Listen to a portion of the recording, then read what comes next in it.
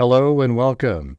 This is Grant Hughes of Grant Hughes Investigates on YouTube. This channel evaluates all aspects of true crime. As you are aware, videos and live streams in this genre often discuss elements of crime that may be disturbing to some viewers. If necessary, take the precautions needed to avoid these feelings.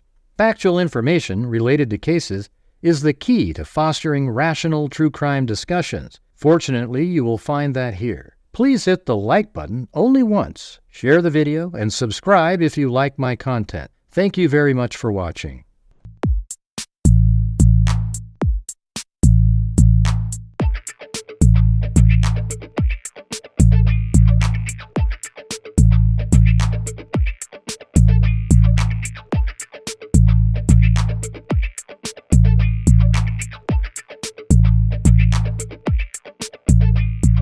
Huh? It's a house! There's mosquitoes the size of bald eagles in that dadgum swamp.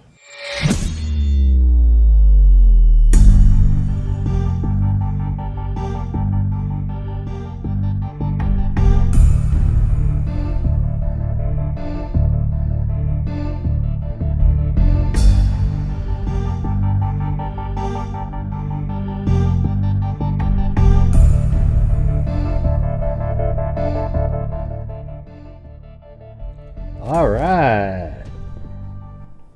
What the hell's going on, everybody? What the hell is going on? Hopefully you guys saw the video I made today. It's not doing as good as some of the other videos, but you know, guess it's better than a stick in the eye, I guess. But today's Sunday and we still got goals to meet, so if we reach the goal, we'll do the cold case at the end here. Okay.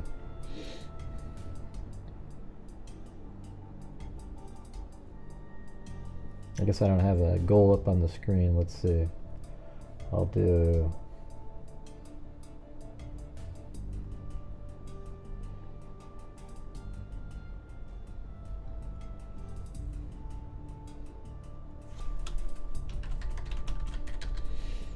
There we go. Let me go see what this is right here. Well, go watch it, then you'll know what it is. I'm not going to tell you what it is. It's a video. It's a video, you know, videos that people make.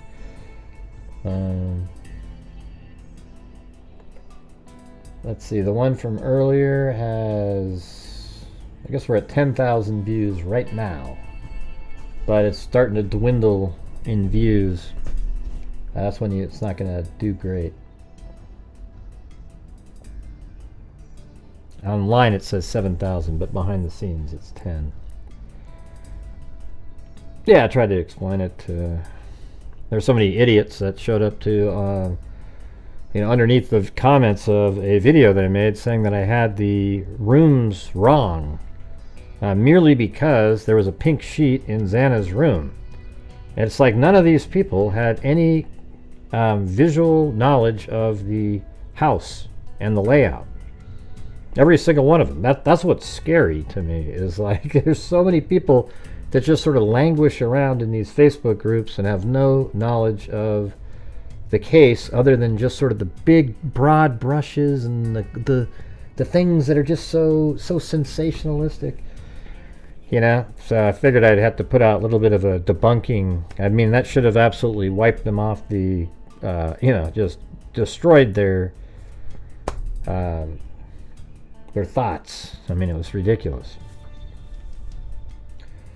All right, well, today we're gonna. I mean, I did a video a long time ago on Danny Rolling, but like usual, I bet at the end of the show, very few people went over and watched the link that I put to the video on Danny Rolling. So I figured I would just would go back over some of that case because now it appears that he was trying to emulate him. He's one of the main. I mean, that was the one that they mentioned, which is strange, right? Well, we know he looked up Ted Bundy stuff, but you know, the Danny Rolling one was just one that seemed, you know, people were mentioning Danny Rolling right at the beginning. And then I looked into it like late, you know, early, well, in 2022, I actually covered it before. Let's see, when the hell was it? I did I didn't even know that I did that. That's pretty crazy, but I actually covered it on, let's see, let's go to my... But hey guys, let's see if we can get started here tonight. We're at 000000000 all the way across the board, alright? To reach the goal, we have to have the support from the people watching the channel that allows us to reach the goals, and then at the end of the month we're able to give away the thousands of dollars that we normally do, as well as supporting the channel through the ad revenue and super chats, etc.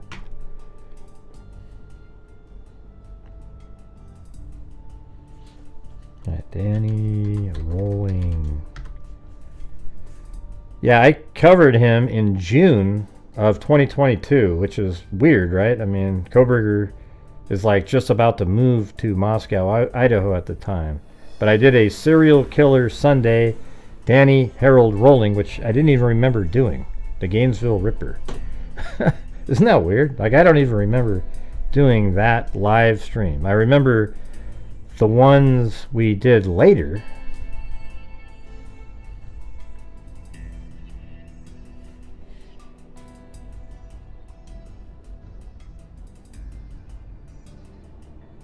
Nope, Lisa Valenzuela got me a coffee.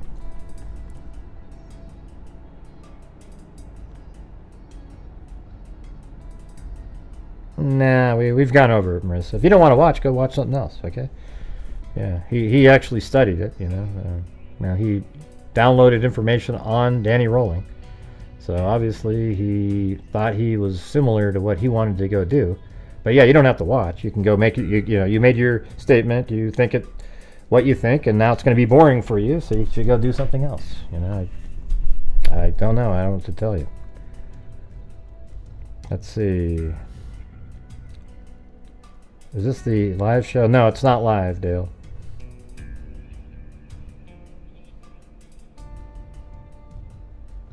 Yeah, it's definitely not live. Yeah, you haven't got to watch it yet? Okay.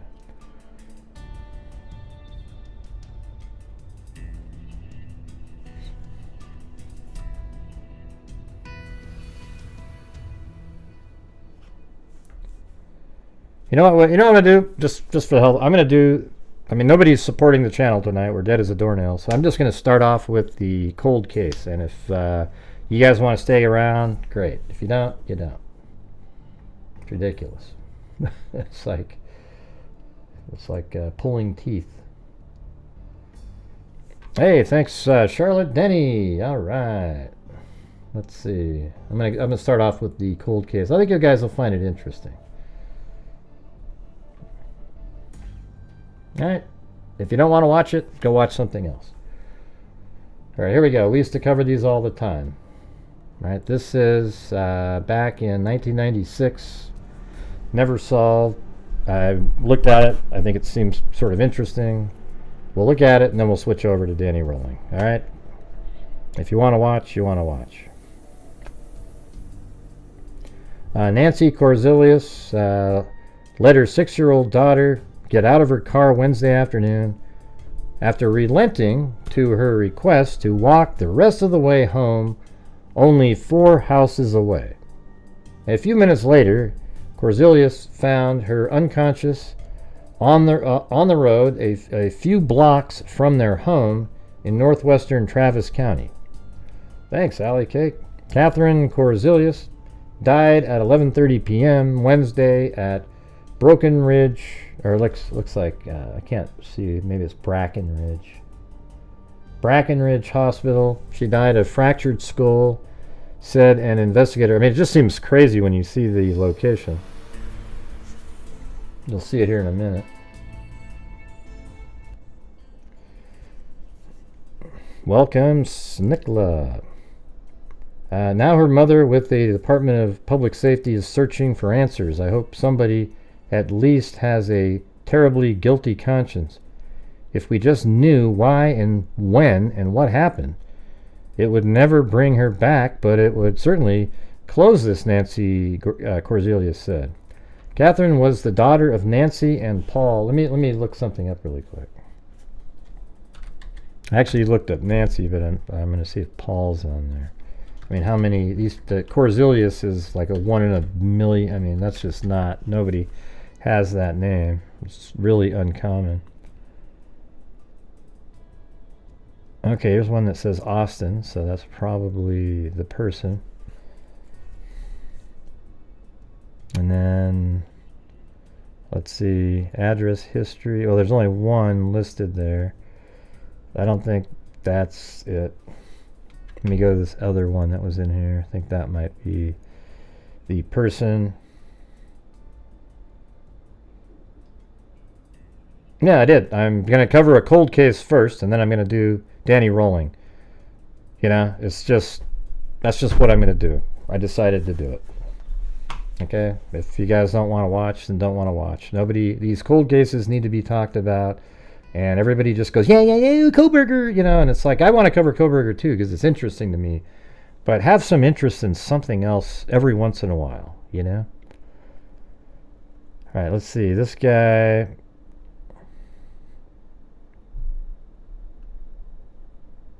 Yeah, see, look at that. Jesus. They're all blank.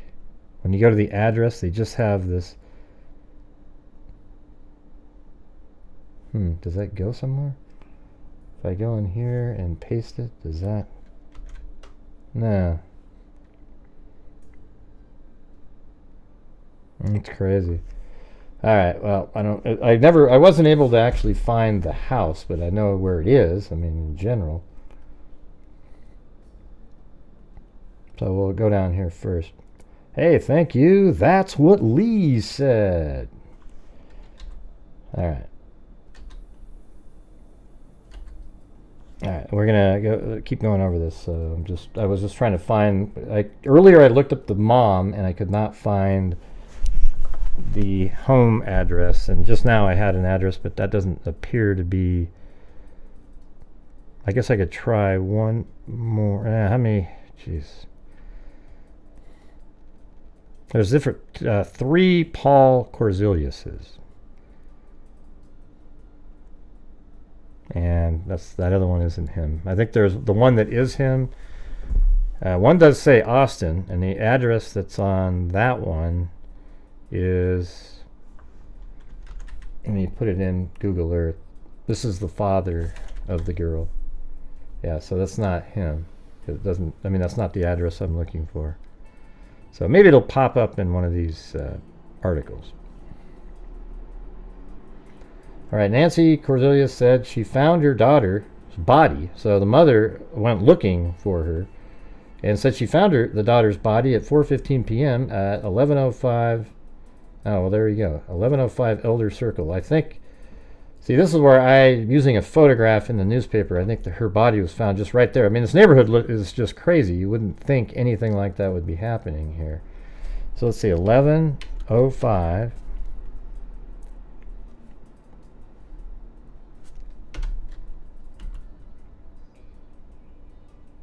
Let's see, 11:05 Elder Circle. Okay, so that is close. It's right there. So I think that's probably, they're saying, you know, in this area here. All right. Yeah, so I definitely have the pin, and it matches what the newspaper said, and that's very close to that address. All right. So this is just a girl, you know, I think 6-year-old girl who was, you know, the mother dropped her off at the community mailbox. And then her body's found, like, in the same neighborhood later, because she didn't come home, so they drove around, and there she is, just right there on the side of the road. I mean, it kind of just doesn't really make a lot of sense, to be honest with you. But though there were no skid marks or road debris near the girl's body, let's go to 12 now.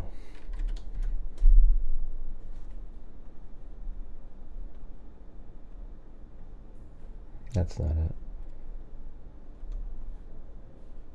This is page 12. Witnesses agree on girl's personality. That's different. Right here. Injuries were consistent with those of someone who had been hit by a vehicle, said Sergeant Philip Kemp. But the medical examiner didn't agree, actually. He believes she was pushed out of a vehicle. And a lot of people, you might immediately think, oh, hey, the mother or something. But it turns out that there's an 8-year-old boy in the car, which is plenty old enough to have noticed something. And it is exactly what she said. She dropped her off at the mill. Kemp said the child was found on the road, curled up in fetal pose with her legs extended. I'm not ruling out that somebody could have hit her. Hey, thanks, Nickel. I've enjoyed your content for quite some time now. Thank you for all you do. Hey, well, thank you. I'm not ruling out that somebody could have hit her and moved her body. It's strange, Kemp said. We are following some leads on vehicles in the area, but nothing definite. Man, if this was 15 years later, there'd be cameras all over the place. Nancy Korzilius said she was driving home from a shopping trip with Catherine, that's the girl that died, and her 8-year-old son, Chris, when she stopped at about 4 p.m. at a community mailbox and let her daughter get out of the car. The mailbox is less than 1/8 of a mile from the family's home, she said. I could see a parent doing that, just, hey, okay. A few minutes later, Nancy Korzilius and her son arrived home. Chris, the 8-year-old brother, became worried that his sister had not arrived. He went to look for her at the mailbox, his mother said. He got hysterical and said she wasn't there, Nancy Korzilius said. She said she got back into her car with Chris, so they went back out.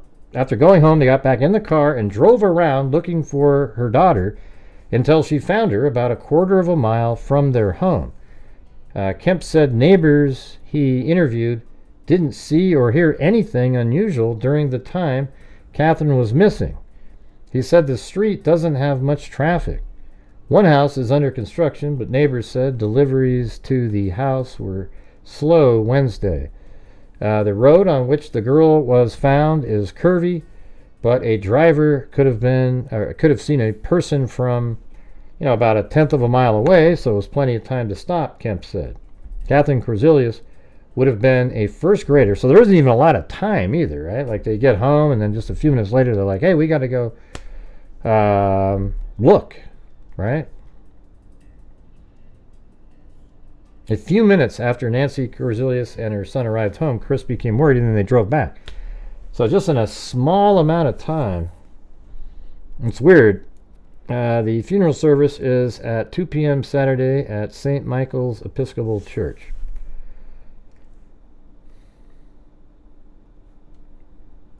There's that one, and then let's see, this article here.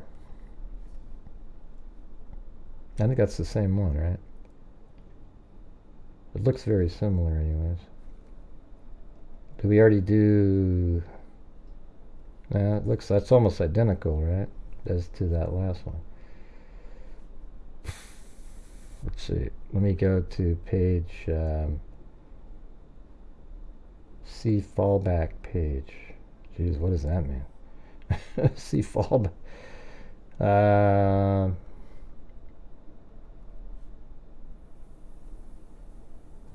Let me try this one. B10.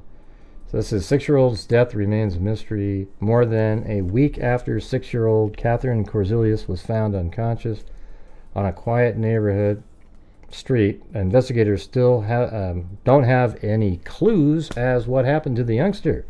She died August 7th after her mother found her on Elder Circle, a winding street in the upscale Rob Roy on the Lake subdivision in western Travis County, where street names are chiseled on large stones sitting atop brick pillars.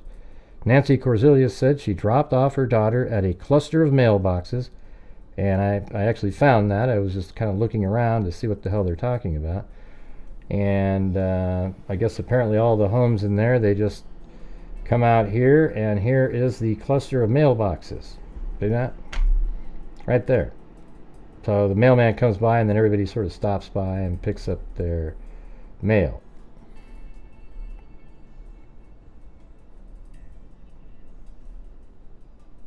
Here, let me look at this one again. I think I'm going to have to put her name back in and go to that date. Let's see. Katherine Korzilius. And we'll do that in August 1996. And then Austin.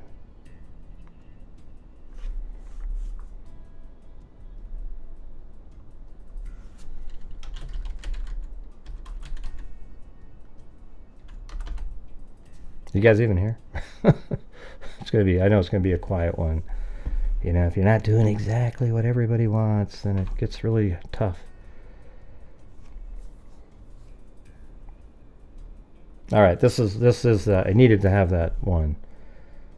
All right, it's right here. See, this is the one that the page that it would have said back page or something. Continued from A1. This is A12. See, this has a bunch of maps and everything on there. All right, so I'm going to go, this is 12, so I'm going to go back to 1 again and start over on this article right there. All right, the county medical examiner said Friday the injuries to Katherine Korzilius suggested that she may have fallen from a moving vehicle, adding to the mystery of what killed the 6-year-old as she walked near her home on a quiet road. Katherine died late Wednesday evening after her mother, Nancy, found her unconscious on Elder Circle, a winding road nestled in the hills of the Rob Roy subdivision west of Westlake Hills. Neighbors rallied, and there isn't 2,000 people watching, you guys. And if you guys could please help support the channel and keep us going up here. We do have 1 new membership. I appreciate that. Who was that? That was Snickle became a member. We have no gifted memberships. Let's see, the country medical exam, or then right here it says, neighbors rallied to help the Korzilius family find the person responsible for Katherine's death and posted flyers Friday offering $5,000 reward for information leading to the arrest. Although police thought Thursday that the girl was hit by a car or service vehicle, Travis County medical examiner Robert Bayardo said Friday that the girl's fatal skull fracture and brain injury were not the result of a hit and run. I think when she was found, she was still alive, barely though. It is consistent with falling off a moving vehicle, Bayardo said. She had scrapes on her hands, elbows, knees, and back. It makes me think she fell or was thrown off a moving vehicle. She died when she hit the pavement. Bayardo said if the child had been hit by a car, she would have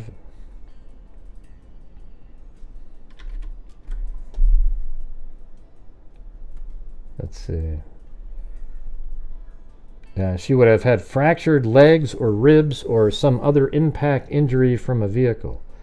Although investigators had not yet seen the autopsy results Friday afternoon, Sergeant Philip Kemp with the Department of, thanks Dale, Gallia, Department of Public Safety said until they receive any substantial new information, they are investigating the case as a hit-and-run accident. We are still pursuing it as a motor vehicle accident. How does that happen, though? You know, because if you look up in the air here, she's dropped off right there, and I think the parents live, like, short over here. So how is there a hit-and-run? I mean, I guess it's possible that after she got the mail, she walked this way and then, you know, took the long way home, maybe. I think they may live over here. That's why I was looking for their address. See that? And then it's like, I think so, Dale. Thanks. Yeah. So if anybody can get the address, maybe we'll find it here in one of these articles. I don't really go over them. It just looks like it was pretty interesting. All right, right here, scene of the fatality. In Rob Roy, groups of deer roam freely on neatly manicured lawns, and expensive homes lie hidden among rolling green hills. The roads that travel through this community are just wide enough to fit about 3 cars wide side by side. Traffic on Elder Circle is sparse, and the street is traveled mostly by residents, friends, construction workers, and delivery drivers, though there is no posted speed limit.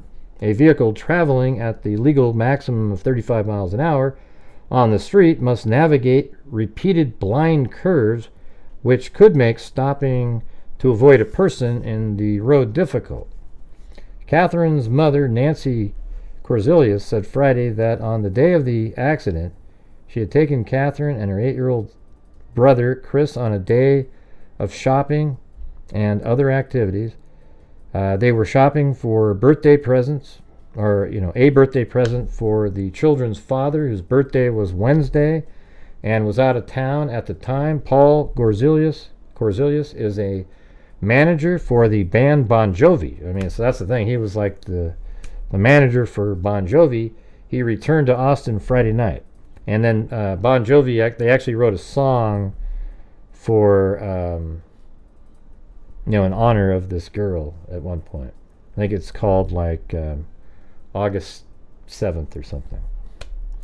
He returned to Austin Friday night. On the way home, Nancy Korzilius said she stopped at the beginning of Elder Circle to get mail from the community mailboxes. At Catherine's request, Korzilius said she let her daughter walk the rest of the way home because it made her feel independent. She walked home many times, Korzilius said. It was a route that she was very familiar with. And then, let's see, familiar with, and it says, mother recounts events. Korzilius said she believes that as Catherine traveled towards her home, she was struck by a car about 2 blocks before she got home. Now, and didn't they say that they lived on a cul-de-sac in one of these? The mother thinks that the person who hit Catherine picked her up, drove 4 houses past the family house, and lay her body on the ground. See, that's crazy, right? So it didn't make sense where she was found. Thanks this account. Her toes were pointed towards the curb, and her body was lying on her stomach. Korzilius said, her body was lying in a manner that looked like she was placed there. I firmly believe she was placed there. That's why we're going public, because I know that someone knows what happened. Unless they come forward, we'll never know what happened to Catherine. I think everyone that lives here feels violated in some way. Neighbors who described Catherine as a kind and generous little girl said they were very disturbed by her death. And by the way, I don't know if there's pictures in the paper, but that's her right there. So there you go. And this just came out in August, so it says Katherine Korzilius was born 1989. She was the 6-year-old daughter of Paul Korzilius, the tour manager for Bon Jovi. She lived with her family in Elder Circle, a small neighborhood near Austin, Texas, on August 7th, 1996. Her mother dropped her off at a mailbox on their circular drive. Okay, on Circular Drive.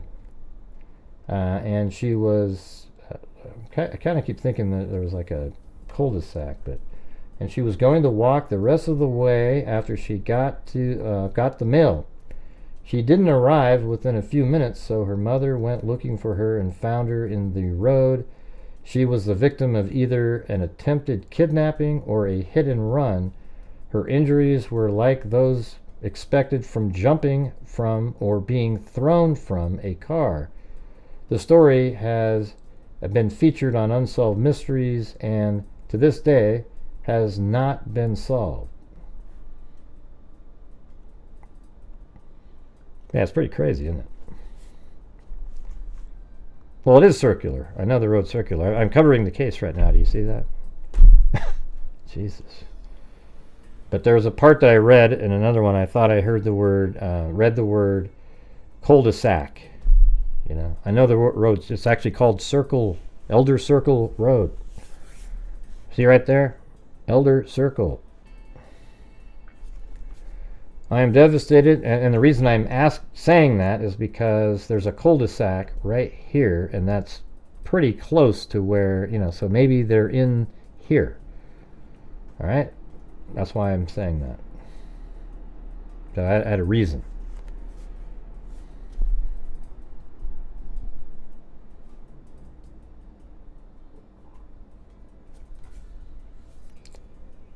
Let's see. Well, right up here, let's just kind of look at this.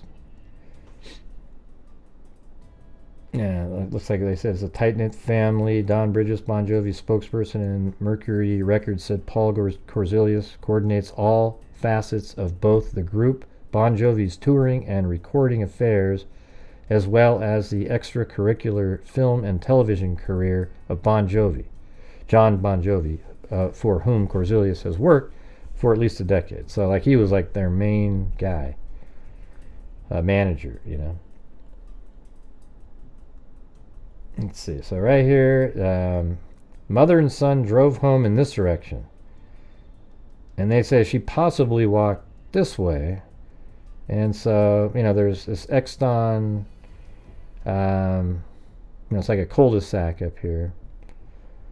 But they went this way to the left, and then they think she may have possibly walked this direction.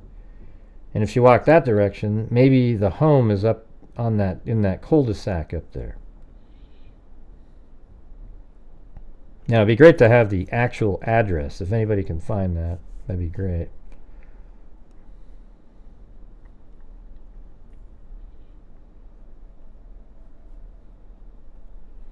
Oh yeah, hold on, let me open that back up again.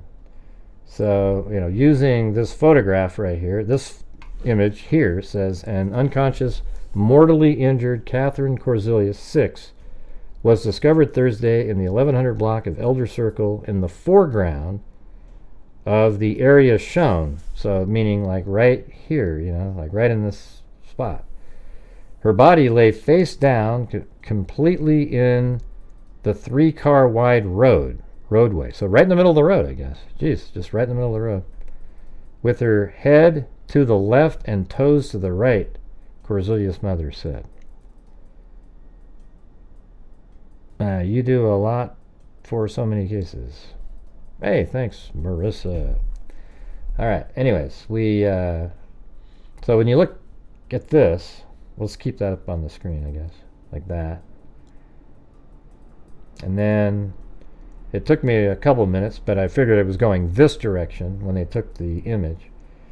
And so I was just looking for spots where the road curved correctly, and then this is it right here. Look at this. I mean, it looks different now. Hold on a second.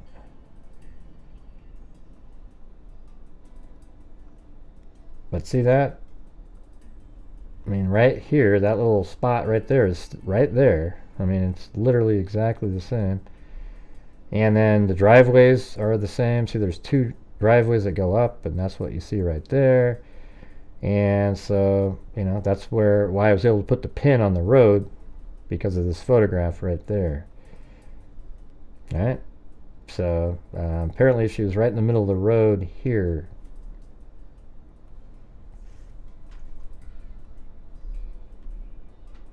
Crazy.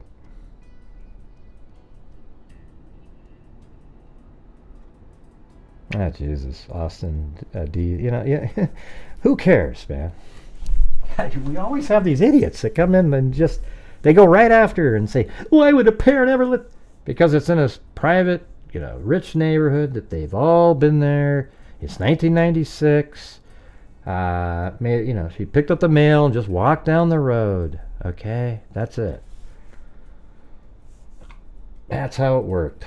My God, it's just the first thought that people have is always to like find something. Why did they let the girls walk on the bridge in the Delphi case? Because they did.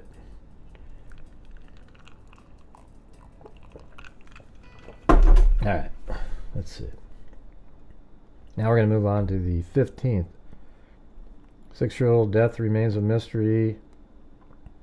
She died August 7th after her mother found her on Elder Circle, a winding street on the upscale Rob Roy on the Lake Subdivision. Nancy Korzilius said she dropped off her daughter at a cluster of mailboxes at the entrance of Elder Circle about 4 p.m. As she had done other times, she let Catherine walk home after picking up the mail because it made the child feel independent. I wonder if did they find the mail on the ground? You know? Ah, jeez, Austin. Why don't you just take a break, man? I don't have time for you tonight. All right, maybe another show, huh? All right, guys, if you're out there, if you could help to support the channel, that would be great. We are currently languishing at about 1/5 of the goal and just not really doing too well. So if you guys have the ability to, that would be awesome. Sergeant Philip Kemp with the Texas Department of Public Safety said investigators are interviewing everyone in their neighborhood to determine whether visitors, delivery people, or construction workers might have seen anyone or anything. I've worked cases where there was very little evidence, but not one where there was no evidence. Korzilius said she thinks her daughter was hit accidentally. She said that the day after Catherine died, she dreamed about her daughter, a shiny chrome bumper, and the number 2420. Oh, jeez. Now she's a psychic, huh? Let's see. I believe it's part of a license plate or number of a car. Yeah, but it's just a dream you had. It's not real. Because the subdivision is secluded. Let's see what page B10 is. Oh, there's a ad. There's a $5,000 reward right there.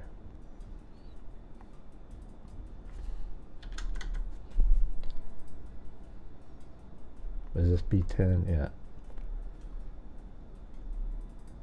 Okay, and then it says, investigators initially thought Catherine's death was a case of hit and run, but Travis County Medical Examiner Robert Bayardo said she died from a fatal skull fracture and brain injury consistent with falling off or out of a moving vehicle. The lack of clues has led to speculation by neighbors, including theories of attempted abduction or an attempt by Catherine to hitch a ride. Why would she hitch a ride? On a bumper of her mother's car. Oh, I see. So that's the speculation, like she jumped on the bumper of her mother's car. The thing is, none of the theories make sense, said Wayne Hoyer, father of 2 young children, who said the incident has shattered their sense of security. Hoyer, who lives near where Catherine's body was found, said he finds it hard to believe there is an evil person out there hurting children. But he said not knowing for sure is unsettling. I feel better if I knew if it was an accident or a murder, he said. Roz Stevenson, who recently moved into Rob Roy from Utah, where she was a school counselor, recently talked to about 20 neighbors' children about Catherine's death. We felt they needed to know. Yeah, we got that one. Then there's, I just showed these $5,000 rewards they were putting out. Everybody in the neighborhood was helping.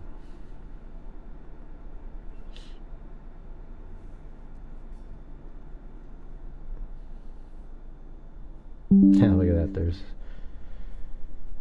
Bill Gates. All right. Yeah, I don't know, man. This is gonna be a tough one tonight. Not talking about Kohberger right away. We're gonna get destroyed in here. So you guys, on every single night when I do this show, I need the support from the people watching. Whoever can, that's great. But that's what allows us at the end of the month. We just gave $500 out yesterday. We gave $4,000 out last month. We're at $500 this month. And at the end of the month, after we get the ad revenue and everything in, then I donate money. And the only way that happens is when I do these live streams where there's no ad revenue really whatsoever.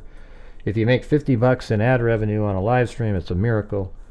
So, I ask people if you could support the channel. That would be awesome. I'll tell you what's depressing is when you say that, and then after you say that, nothing happens. It's really demoralizing, to be honest with you. Thanks, Dixie Hippie. It was a little girl's request, let me walk home from here. Imagine being 6 years old. She was a voice from the back seat of the family's Chevrolet Suburban in the hilly suburbs, a place where they put the mailboxes in a cluster at the top of the street. Katherine Korzilius had been, and this one's from the next year, a year later. Katherine Korzilius had been in the car all afternoon with her mother and her brother. They went to the math tutor and to Subway for lunch. They ran errands, driving to North Austin to buy Dad some golf clubs for his birthday. Was she bored? Fidgety? Hey, thanks, Nickel and Barbara Hall. She got out of the car. Nancy gave her the box key. She handed her mother the mail. Oh, so she already gave her the mail. Mom, can I walk home? I meant she was a big girl. It was just a few houses away. It was a routine, they said. I said, sure. Nancy Korzilius, 50, remembers. And that's the last word I ever spoke to her. Man, what a nightmare. This is a tranquil and privileged place called Rob Roy on the lake section 2 across Lake Austin from Emma Long Metropolitan Park, where the brick and limestone homes generally start at $350,000 and can cost $1 million. This is 1997. Set apart on 3 thickened slopes without sidewalks, looking back towards the city, nothing ever happens. Bugs rattle in the heat. Lawn sprinklers go ching, ching, ching. A year ago today, at around 4 p.m., and then we gotta go, let's see, probably 59. Might be the page before that. Yeah. Yeah, there we go. Between mailboxes and, jeez. Now I gotta go back to 49. Did I skip something? A year ago, oh yeah, somewhere B, and then 58 between the mailboxes and the family's home in the 800 block. Okay, let's see where that is. 800 block. So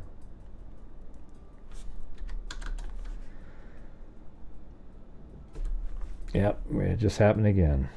No responses. Now, wow, so the 800 block. So where's 900? Right there, huh? Jeez.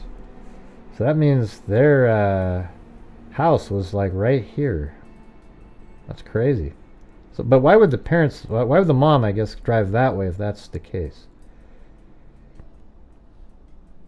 I mean, I guess couldn't, maybe 800's over. I'm not sure how they list these streets.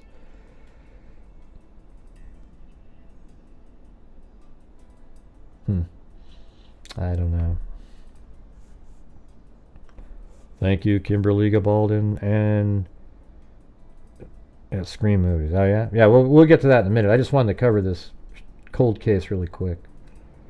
Give it some attention. Hasn't been talked about in years.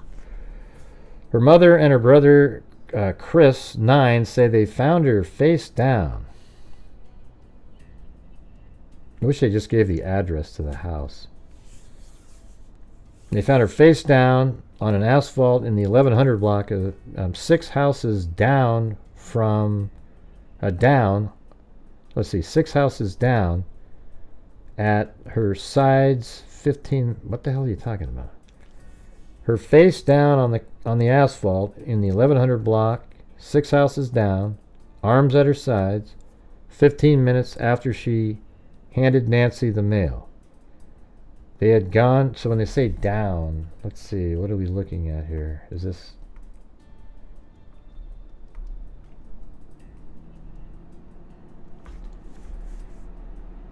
6 houses down. Her mother and her brother, Chris, say they found her face down on the asphalt in the 1100 block, 6 houses down. Okay, so 6 houses. So let's see, 1, 2, 3, 4, 5, that right there, pretty much. Huh. So it is right at this spot, so that's probably, likely the house right there. So I guess then you'd say, well, then why did the mother say she drove around home this way? I mean, that doesn't make any sense. I guess, well, it depends on which way you're coming, I guess. Like, let's say you're driving like this, and you have to pull over to get the mail. It's probably easier just to drive around like that than do a U-turn or something. You're just going to... But driving that way does put them on that same route, and then you're over here. But, I don't know.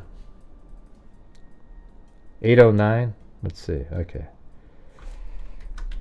Where'd you find it, man? I couldn't find anything on Ben Verified. Oh, right there on the other side of the road. Huh. Well, I got the almost the exact spot, but a driveway across the street. So, pretty close, pretty close.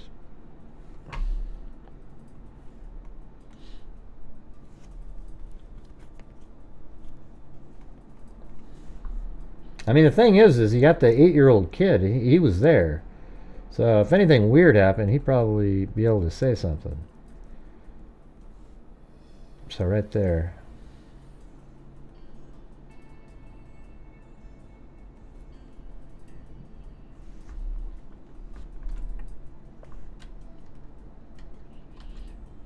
Where are you getting the address from?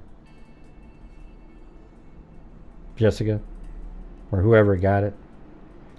I don't know who got the address, but where is it coming from? We know, Beth. We're not covering that right now, though. Okay, we're not covering that case currently. I did an entire 2-3 hour live streams on Danny Rolling already and a video. But since it's out now, I thought we'd go over it again later. I thought we could cover this, though, see how we do on trying to reach a goal when we're covering another case that's really important. But it just seems like the the enthusiasm is always so much less on support whenever we cover anything other than the big cases. It gets really old, actually. Let's see. So we got... she ran to her... Okay, was it as if she... Let me just read this part again. This might be pretty interesting. Her mother and her brother, Chris 9, say they found her face down on the asphalt in the 1100 block, 6 houses down, arms at her side, 15 minutes after she handed Nancy the mail. They had gone to look for Catherine when she didn't come, like straight home. Like she should have been there within minutes. 2 minutes. They checked next door. They drove back around the circle. It was as if she had been laid there, Nancy said. She ran to her daughter, took one look and scooped Catherine up in her arms. It was the most instinctive thing I could have possibly done, Nancy says. She didn't call an ambulance. She put Catherine in the back seat, and they drove 25 minutes on Beecaves Road to the Mopac Boulevard and north to Selton Medical Center. Well, that's kind of what when I actually cut my leg on a beer bottle when I was a kid, really bad. It was like looked like it was like a 6 inch, 3 inch deep, right to the bone. And my mom just wrapped my leg up, put me in the car, and sped all the way to the hospital. Nancy has told it 1,000 times. She told it to her husband, Paul, who was in New York that day, working as business manager for the rock group Bon Jovi. She told it to her family, to doctors, to police officers, to her neighbors, to reporters, to fellow members of St. Michael's Episcopal Church, to friends, to a grief support group, to a private investigator, and even to psychics. Police and concerned neighbors searched for a killer or anyone who knew what happened. After a time, they seemed to stop looking. Many of the photocopied flyers offering a $5,000 reward, backed by the Homeowners Association, came down.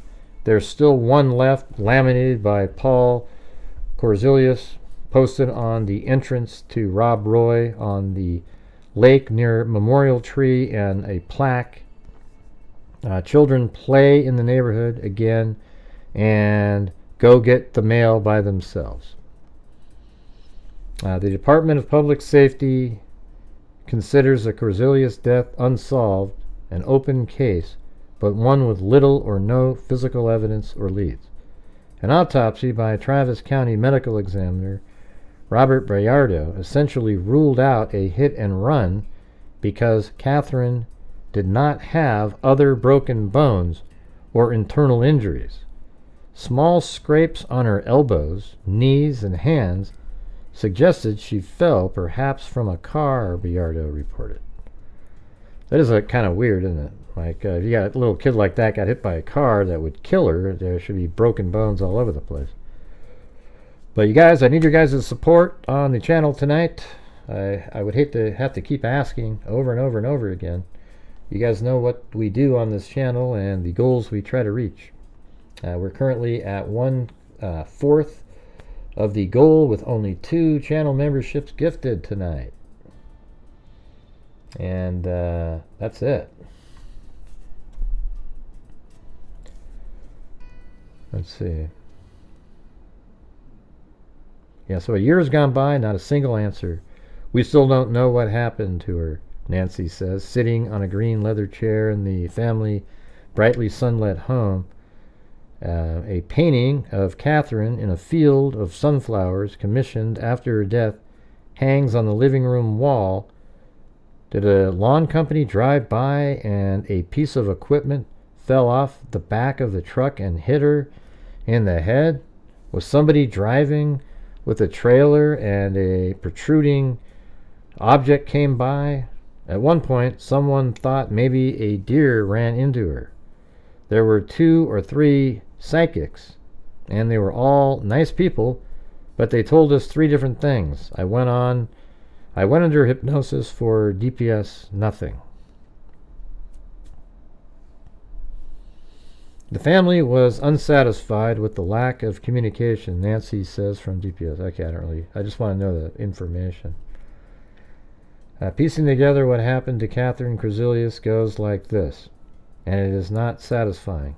Underneath the shock, there is grief. Underneath that, a mystery, and under that, a number of privately kept solutions and rumors, none of them known as facts. Paul and Nancy Korzilius say they know nothing other than what they've previously reported. Friends have supported the Korziliuses.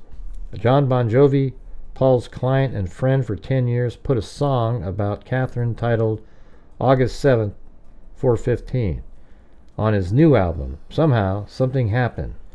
Someone got away. Someone shouted, "Hit and run." The coroner cried foul. Her blue dress was what she wore the day they laid her body down. A short film, a dark and moody companion piece to the album, Destination Anywhere, stars Demi Moore and Bon Jovi as a couple whose daughter is killed by a hit-and-run driver. Last week, Paul's parents, who live in Wisconsin, wrote a letter to the editor of the Westlake Picayune and Suburban newspaper pleading for the killer to come forth, tell us, so our doubts will be quieted and at peace. I think if there wasn't the 8-year-old son, people would probably be really kind of accusing the mother. But, you have this 8-year-old that was there for all of it. He was there when they dropped her off for the mail, to open the mailbox, get the mail, and then let her walk. And then he was there when they were searching. So they have that same picture here. I guess that's her right there. And they have that same image in there also.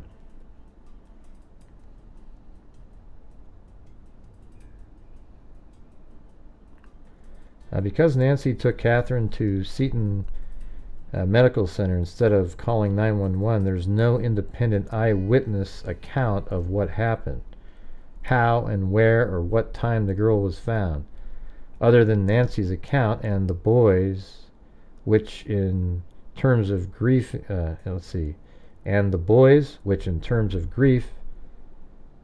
ring painfully true. Before Catherine was transferred to Children's Hospital, Nancy says doctors and nurses thought it looked like she had fallen from something. When Nancy called Paul at his office in New York, she said an accident had occurred. Paul thought she was calling to say happy birthday. He chartered an emergency flight home, but arrived an hour after Catherine's organs had been donated and she was gone. That's so cool that the parent... What are you looking at? What are you guys saying? What are you doing? I'm confused. Oh, look at that. Lisa Valenzuela. Wow, come on, Lisa Valenzuela. She said, starting with Philly Girl, she'll match 100. All right, so that's 10. So that means everybody that you send in, it gets doubled by Lisa Valenzuela, you guys. Come on. So we're at 10 now. We're at 10. That would be awesome, you guys. You can do it.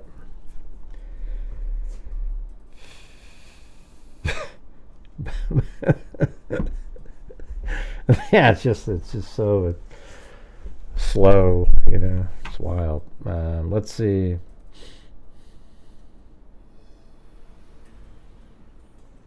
Now, Dr. Ann Weaver came in and asked that more pictures and forensic samples be taken, that it just seemed wrong that a little girl could kill herself walking 1 block on a deserted street.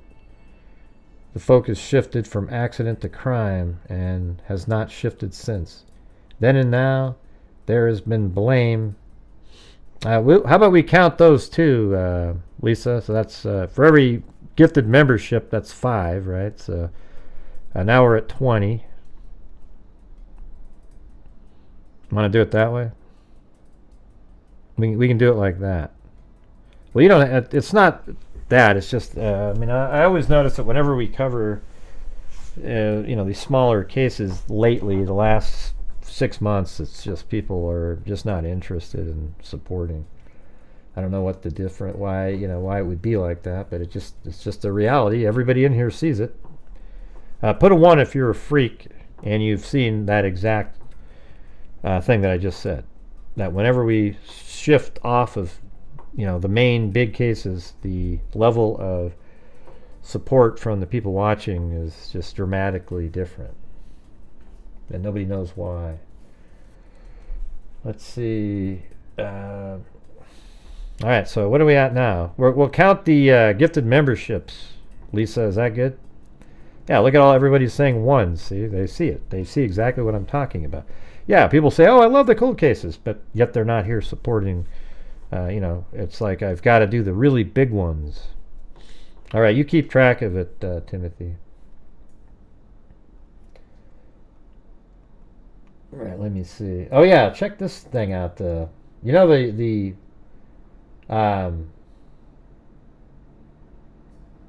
just read this one here. Okay.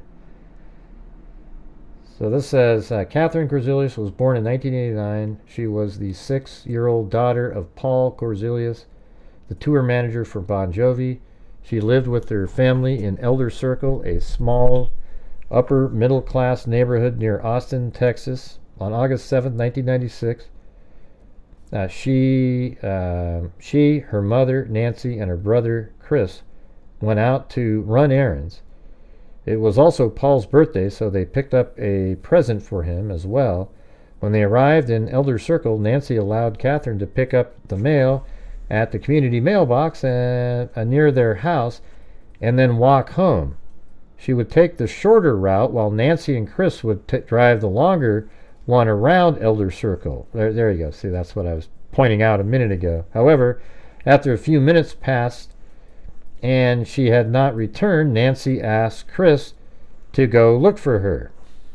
Hey, thanks, Alley Cake. When Chris was unable to find Catherine, Nancy got into her car and they began to search for her. Within minutes, they found her lying on the road in Elder Circle. Nancy noticed that she was unconscious but still breathing. She decided that she would pick her up and drive her to the hospital. She had suffered a fractured skull. You know, it kind of reminds me, you know that guy in the, what the hell was his name? Murdoch, you know, that side story where that guy was on the road and he got hit by something. The medical examiner report seemed to deepen the mystery. He determined that Catherine had not died from a hit-and-run accident. In addition to the head injury, she found abrasions on her left shoulder, the small of her back, her right hip, and her knee. And abrasions are scrapes, you know. He believed that she had either jumped, fallen, or was thrown from a moving vehicle. One theory proposed by investigators was that she had tried to hold on to the back of Nancy's car on the ride, but had fallen off. This would explain, but, I mean, they didn't notice that she tried to jump on there, or what? However, Catherine's family, yeah, so that's what's interesting about it. So the girl goes... Let's see. Apparently the girl walked this way. Didn't they just say that? Like, she walked this direction. And then the mother drove this long way around because obviously they were facing this direction and just thought, okay, we'll just drive around. And so they drove around the long way to here, but then the girl ends up here. So that, I mean, I understand their story, because how would the girl get up there? And the mother actually drove by there, right? So then the girl, like, maybe fell off and they didn't even know she was on the car. I don't know. What do you guys think? Yes, notice how it just stopped on a dime? All right, you guys, we have a challenge up above by Lisa Valenzuela, who said that she'll match 100 if you guys donate 100. I'm counting even the channel memberships, etc. And we're stopped at 45. All right, this is normally when the freaks, are like, oh yeah, let's do this. Yeah, Stephen Smith, right? Huh. Well, so that's interesting, because that means the mother did go up past that spot. And so, if somebody abducted her, why the hell would they drive this way? I guess they could have driven this way all the way around and then back out or something, but I don't know. It's kind of weird. And so I guess that's kind of where they're stuck. Hey, thanks, Shamo. Now here's a really weird sort of, look at this one. Stunned mother of deputy killed by motorist blasts Soros. So right here it says, the mother of a sheriff deputy killed in a car crash on the job in Austin, Texas, is speaking out after she says she learned, this is 2020, from a friend that the progressive district attorney would not be pressing charges against the other drivers in a move she called unconscionable. I was stunned. I didn't know what to say, Nancy Korzilius. That's the same mother. Told Fox News Digital about the moment in January she found out through a friend who heard on the radio that Travis County District Attorney's Office would not impanel a grand jury after the crash that killed her son, 32-year-old Travis County Sheriff's Deputy Christopher Korzilius. So the brother died too, later. I mean, can you believe that? The other kid that was in the vehicle, I mean, I think that's just bizarre, to be honest with you. Another kid in the same family dies from a vehicular, something to do with, a car, and it's the other kid that was in the car. I mean, you got to be kidding me. Hey, thanks. Where are we at now? Are we there? Oh, 10 more needed. Hey, thanks. Dale Gallio. I always want to keep saying the G part. Ralph K. David, good stuff so far, and then Dixie Hippie. But what do you guys think about what I was just telling you? Don't you think that's interesting? The brother that was in the car became a deputy, and he died in a vehicular accident as well. Later, he became a deputy. You got to admit, that's pretty wild.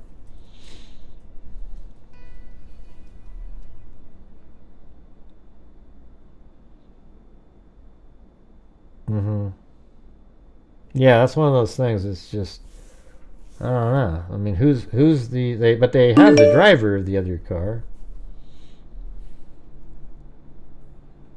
You know, you could kind of start, like, if you didn't have the driver of that other vehicle, and then you start thinking like Munchausen or some shit like that, right? Like, I don't know. I mean, that's just crazy, though. So, did they have any? I don't know if they have any other living kids. All we heard about was Chris and Catherine, and that's it. And so, I don't know if they have any other kids. Maybe they have some grandchildren, perhaps. Maybe Christopher Korzilius, the deputy, had some grandkids with somebody.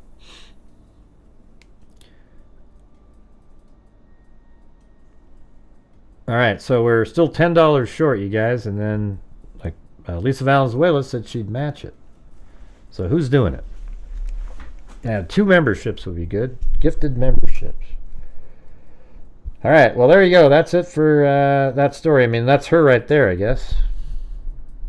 And that's the son. Kind of a sad story right there. What do you guys think overall? Like, I mean, it's weird that it almost feels like she was on the back of that car, because how come she was over there? And the mother drove by that way and actually drove around the long way, which would pass exactly where the girl was found. But then you have the son in the car. Yeah. I guess we'll have to wait, Lisa. Hey, well, look at that.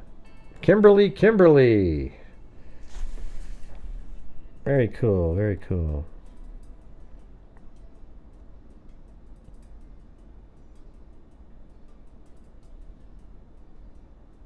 All right, we're switching over now to Danny Rolling.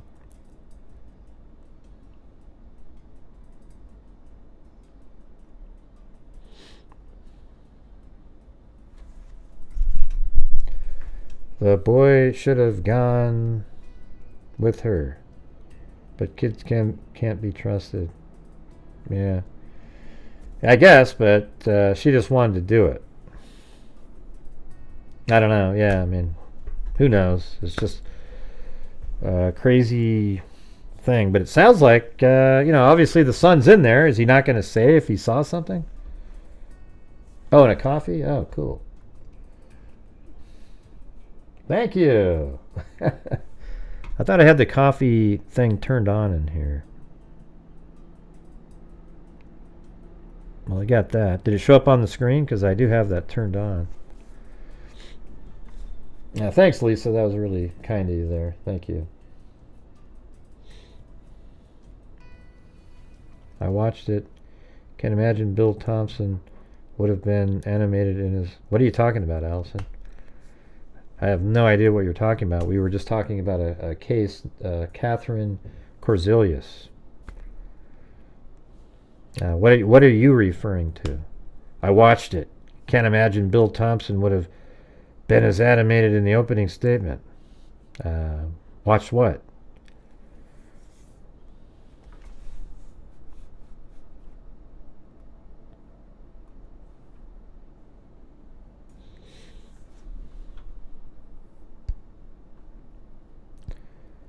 Anyways, thanks, Lisa. That was really...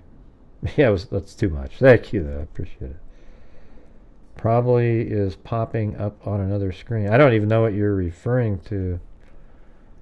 Well, I don't know. I can see, right here, this little... I don't know if you can't see what I'm moving around on the screen, but it's right there. It's turned on. I'm on the screen that it would be on. Should be right there in the middle of the screen.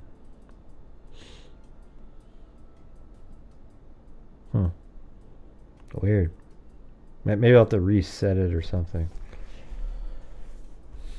a kid could walk home a short way. Yeah. It's different times now. When I was a kid, most people my age, when we were kids, our parents would say, all right, just be home for dinner right after you get off of school, and you get on your bike and you'd go wherever the hell you wanted to go, as long as you're home for dinner. And nobody worried about anything. Now it's a freaking... Oh, you can't see it, huh? I wonder if it's behind something. I don't know. Let me move it all the way to the top. And if somebody else does a coffee, I guess we could experiment.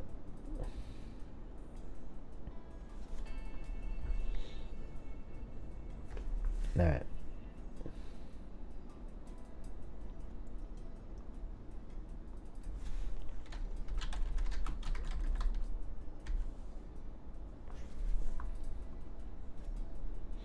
All right, these are this is a huge folder that I had for Danny Rolling. I don't know if you can see this, but see this?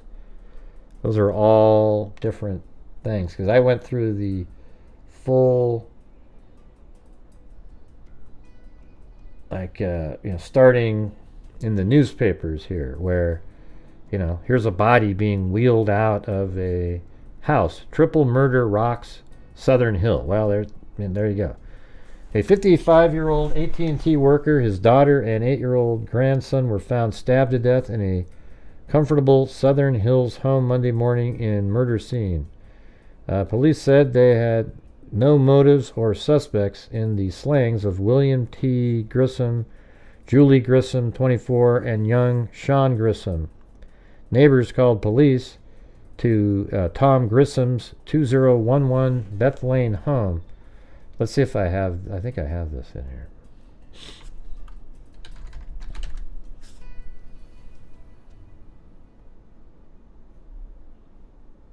And there's Danny Rolling again. So I think it's here. Here we go. And what was that address?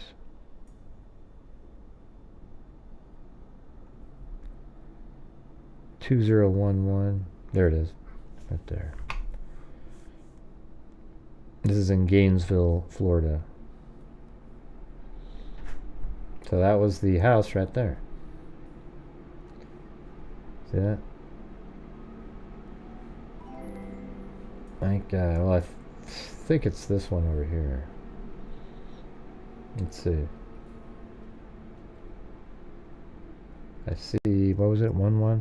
2011. There's 11 right there. So I'm pretty sure that's the house. So that's the house that Danny Rolling went into. Hey, thanks, Monty Vermillion. Let's see. Each body was found in separate room. Okay, kind of similar right there. No immediate signs of forced entry or struggle were found. Let's see. He wouldn't say where each body was found or if the victims were found. Each was dressed in street clothes, he said. They are believed to have been dead since sometime Saturday. Stunned neighbors said they had no clue to the tragedy. Some residents sobbed as the bodies were removed. I just can't understand it, said across the street neighbor Sally Stevenson, 36, shaking her head.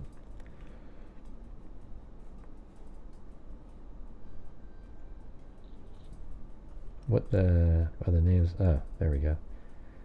Oh, those are the two. Like this kid here and Julie, they were the ones that were killed. Just off the enclosed garage around 8:45. We cracked the laundry room door open and saw it there, Coyle said. Wait, hold on. Now I have to go back. I skipped something.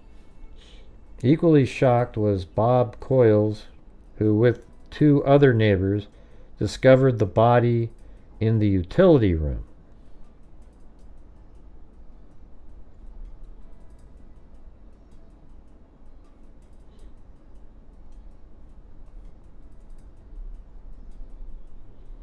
And just off the enclosed garage.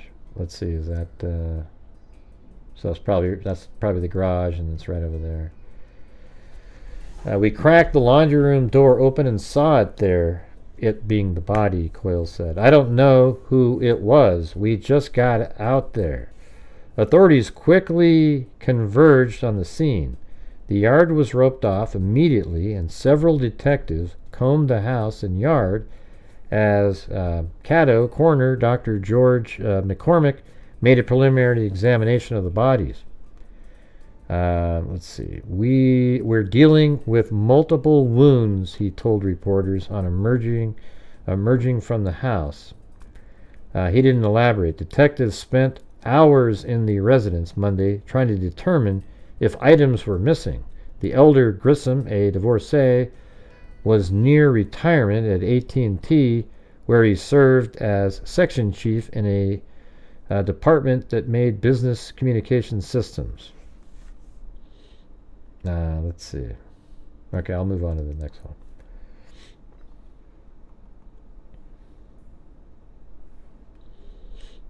Stabbing death cause. An 8-year-old boy and 2 relatives whose bodies were found Monday had been stabbed to death during the weekend. So now they're telling the public that they were all stabbed to death. McCormick said autopsies on Sean Grissom and the boy's grandfather and aunt William T. Tom Grissom and Julie Grissom, 24. Julie's probably who he was after there. They were all purposefully killing wounds, he said. His only description of the weapon was a big knife, and that's because it was a K-bar knife that Danny Rawlings purchased. Lieutenant Gary Pittman, a homicide detective, said police did not know any motive for the stabbings, which McCormick... See, and that's the thing. You got that's why this is so similar. They don't know what the motive is, because there really isn't one. Just like Kohberger. That's why you're sort of... that's why they're interesting cases, because they are serial killer-like killers, and it's just, nobody really has a great explanation of why they're doing anything. McCormick said he sent more than 50 samples from the bodies to the Northwest Louisiana Crime Lab. Police searched the one-story home and an adjacent field for clues Tuesday, while neighbors, some of them sobbing quietly, watched and talked about Grissom.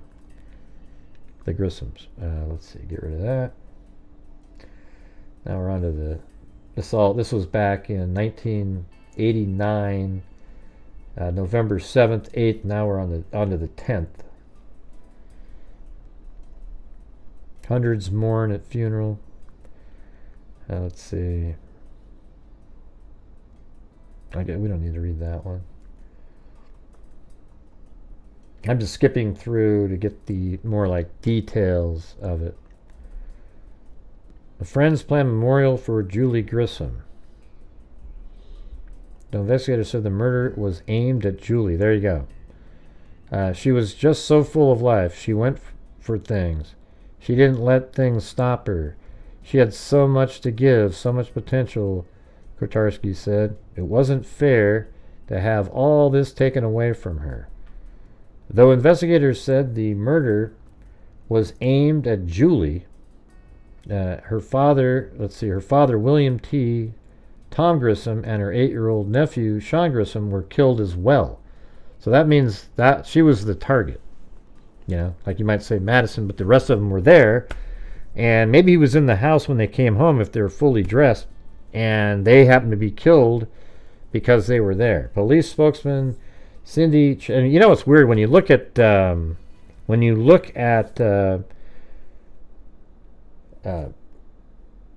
Rawlings.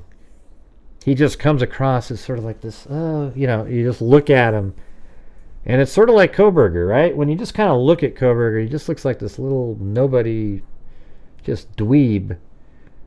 But man, when these guys get rolling, pardon the pun, they just get absolutely, they go nuts. They turn into monsters.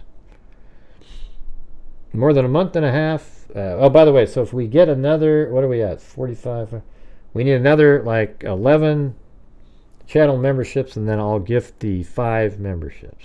All right. That's where we're at. Police spokeswoman Cindy Chadwick has said, "We have no firm suspects nor any strong leads. She was the sweetest person I've ever met in my life," said another childhood friend. More than a month and a half since the murders, there are still no arrests. All right. And now we're 19. Let's see. That was 1989. Now we're at 1990, August 28th.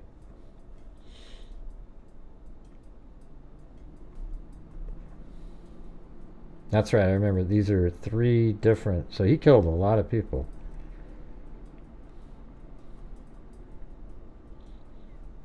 A deputy found a 3rd female college student mutilated body early Monday morning at her southwest Gainesville apartment after she failed to arrive at her night clerk's job at the Alachua County Sheriff's Office. So she actually worked for the Sheriff's Office. The grisly killing and decapitation of Krista L. Hoyt, 18, a chemistry honors student on scholarship at Santa Fe Community College, was the 3rd mutilated murder discovered within 12 hours and 2 miles of each other. Investigators warn that the same killer or killers may well be involved in all 3 slayings and could strike again. They have not said if there is evidence of sexual assault. The 2 University of Florida freshmen whose nude and bloodied corpses were found Sunday afternoon at Williamsburg Village Apartments, 2000 Southwest 16th Avenue, have been identified as Christina Powell, 17, from Jacksonville, a Terry Parker High School graduate. And see, these are the same, like, young people, right? And Terry Parker, high school graduate, and Sonia Larson, 18, of Deerfield Beach, and Eli High School graduate. They had roomed together this summer in the University of Florida dorm and moved into the apartment earlier this month. I mean, it's crazy, right? Like even Madison, Kaylee, and all of them, they moved to that off-campus apartment from the sororities.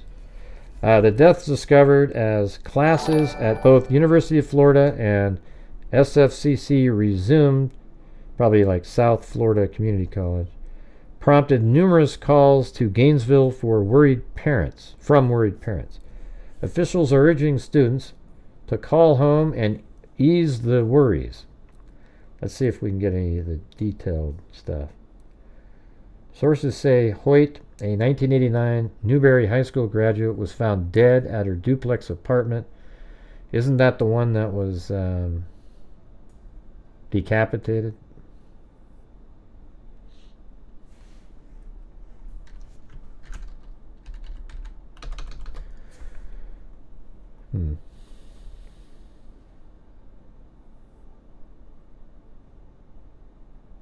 The grisly killing and decapitation of, yeah, and so that's her right there. That's who this. Let's read about that one. Krista Lee Hoyt, by all accounts, was a model citizen, an honor student at Santa Fe Community College, a longtime member of the Alachua County Sheriff's Explorer Program, and a perfectionist, according to her stepmother. One of her friends nicknamed her Glowworm because of her warm smile and big blue eyes, and complimented her dark hair. Hey, thanks, Monty Vermillion. 11 more. We need 11 more. Let's see. The 18-year-old apparently bright future was erased by a brutal killer. All right, let's go to, where's page 12A?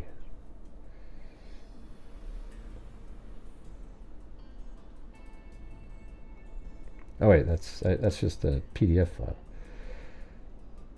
Here's the second part.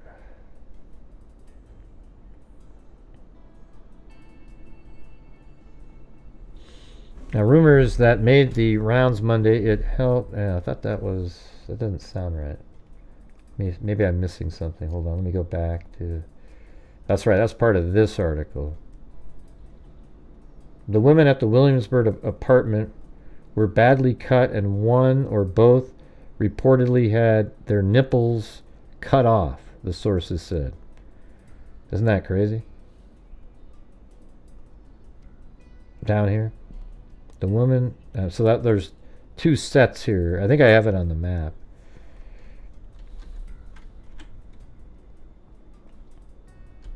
So that's the Grissom family. And then, let's see, Danny Rolling. Where the hell is this? Oh yeah, sorry. That was we were still at a different place. So he killed them in that state. It was totally different area.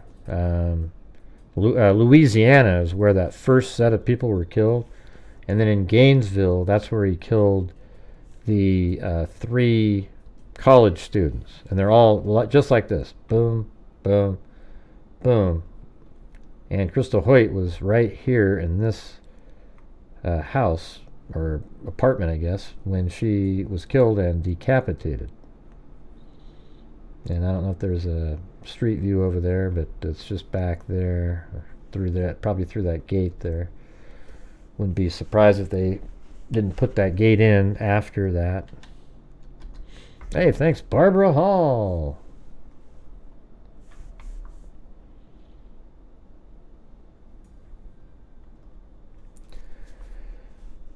Alright. Let's see. The murders have prompted the formation of a task force by the Gainesville Police Department, the Alachua County Sheriff's Office, etc. Though in official statements, investigators made no reference to mutilations until a Monday night news conference, and then offered no details. Several sources close to the investigation confirmed that all 3 bodies had been horribly mutilated, with some body parts removed. Sources said Hoyt, a 1989 Newberry High School graduate, was found dead at her duplex apartment at 3533 Southwest 24th Avenue. She had been decapitated and her breasts mutilated. The women at Williamsburg Apartments were badly cut, and one or both reportedly had their nipples cut off, the sources said. Police flatly denied a rumor that made the rounds Monday. It held that there was a 4th victim, a female nursing student, missing or found dead. Yet another rumor said several more bodies had been found. There is no basis to that, said Sheriff spokesman Lieutenant Spencer Mann. But to help quell similar rumors and fear, Mann said students should make an effort to call home. Tell your mom and dad you're not a victim, he said. The flood of calls has also come from reporters from around the state and county seeking confirmation or denial of the persistent rumors of several more killings. But more killings are still very possible. I don't think it takes a rocket scientist to figure out that anybody that commits homicide using mutilation is a pretty sick individual, and it's somebody we want to get off the streets very badly. Let's see. Though both were reasonably, while urging caution and reasonable security efforts by everyone, especially young women encountering strangers, Mann said he could offer no information about investigators' theories on how the killer or killers entered the 2 apartments. Though both were reasonably close to the UF campus and in areas inhabited largely by students, the 2 apartment areas are quite different.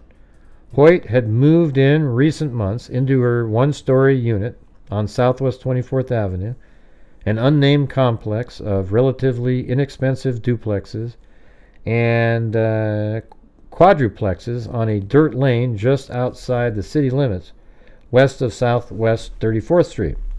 Powell and Larson's 3-story complex, Williamsburg, is an older student area off Southwest 16th Avenue. Both crime scenes were guarded by officers or deputies. Hoyt's body was found after co-workers at the sheriff's office records division became concerned when she didn't show up for her midnight shift late Sunday. Mann said she was an excellent and reliable employee and normally it was prompt, so a deputy was soon dispatched to check on her. That's crazy. Hey, thanks, Carm143. Welcome. The detective, Chuck Jepson, would say little about the similarities. Later investigators would say only that they were all young female students who died violently in their apartments, and as Mann put it, we believe there are similarities and correlations between our homicides and their homicides. The bizarre mutilations are apparently the major link that has investigators theorizing the cases are closely related, but Mann would not confirm that. Okay, let's go down here. When Pal's sister, right here, Pal and Larson and another woman, so let's see, he said investigators don't know for sure if the victims were linked while alive in any way, though investigators had no reason to think they knew each other. Pal and Larson and another woman whose name is being withheld and who was not in town for several days were roommates who moved into their off-campus apartment early this month. Powell and Larson's bodies were found after Powell's parents became concerned when their calls from Jacksonville went unanswered for days, delaying plans to meet their daughter and deliver some furniture. When Powell's sister came over Saturday and found the door locked and no answer to her knocks, police said the sister finally went home to Jacksonville. When Powell's parents had a similar experience on Sunday afternoon, they went to Gainesville police. Isn't that weird how just sort of, well, everything's sort of similar?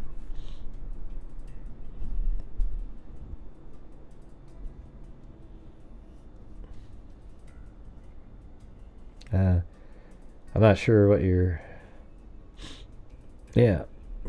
Well, I mean, I think it's like when I was a kid, we could just ride our bikes around for hours. Carm 143. We didn't have to... All right, so what do we need? 8 more up there. 8 more channel memberships. Then I'll donate 5. Officer Ray Barber went with them to the apartment, got a maintenance man to help open the door, then barred the parents from entering after discovering the scene. One body was in the living room. The other is in an upstairs bedroom. Both bodies were described as somewhat decomposed. Investigators don't know the order in which the murders occurred. The double murder is estimated to have happened 48 to 72 hours before the bodies were found, about 3:30 p.m. Sunday. Hoyt's death is believed to have occurred about 48 hours before she was found, about 1 a.m. Monday. The reaction of fear has been evident on campus where security escort service has increased dramatically. That's exactly the same thing in the Idaho. What a shocking, tragic way to start a new school year. I'm determined that every possible resource is made available to help capture those responsible. All right, let's. Then the Hoyt story continued. So we have the Hoyt. I kind of want to. I think hers was sort of interesting. So let's see.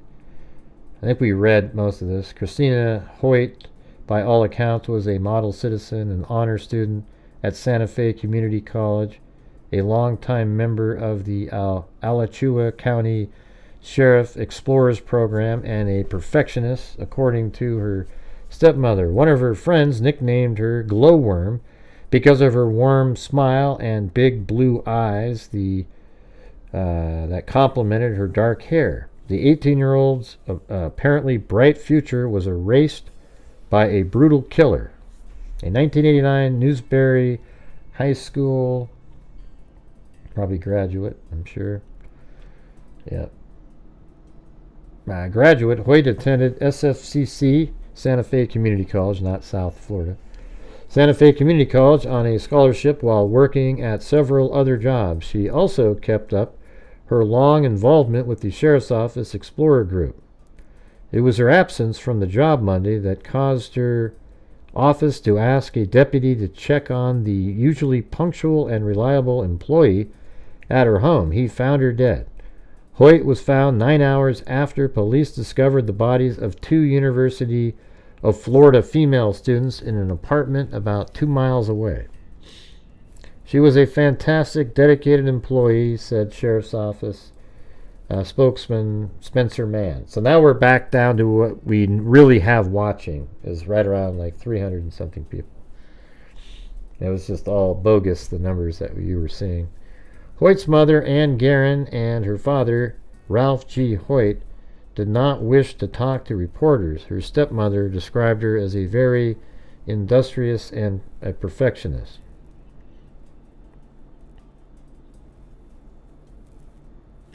Yeah, it just sounds like she's a really good kid.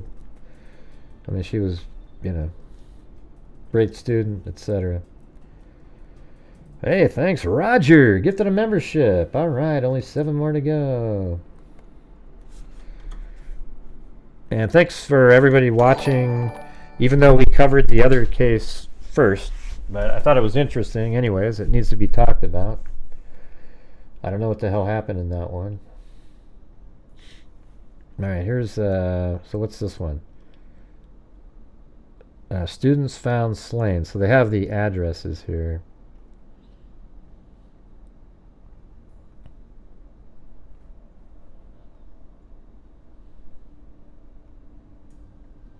Blues. That's different. I'm gonna move on to different.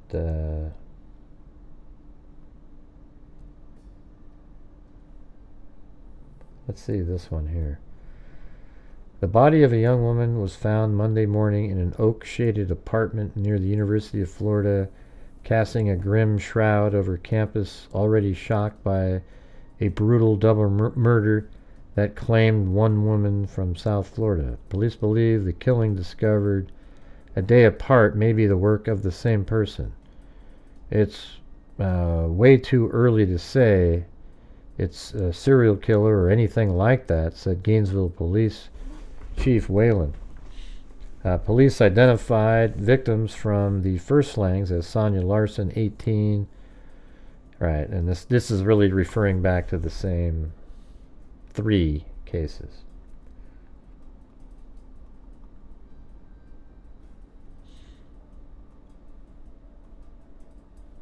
Now the victims.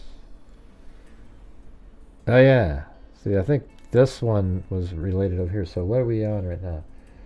So we're on just a day later. It says the victims. One wanted to be an elementary school teacher. Others were interested in sports.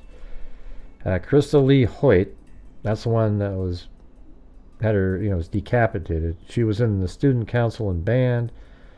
And then you have Sonia Larson here, then Christina Powell, and then this is the one that was sort of like Xana and Ethan here.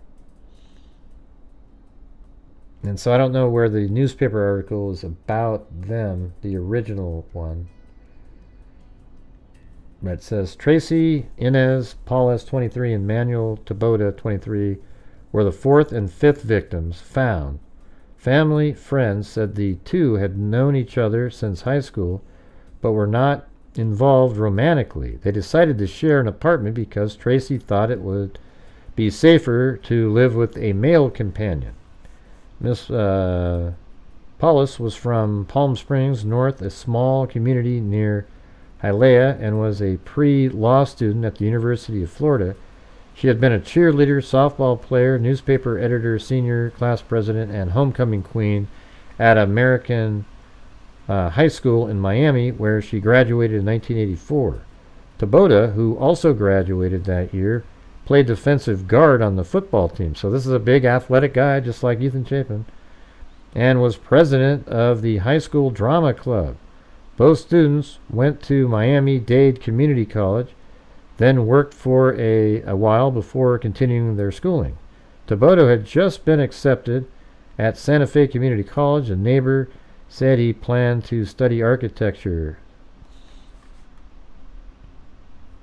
Isn't that weird? And this is bringing up, they're thinking of Ted Bundy about this.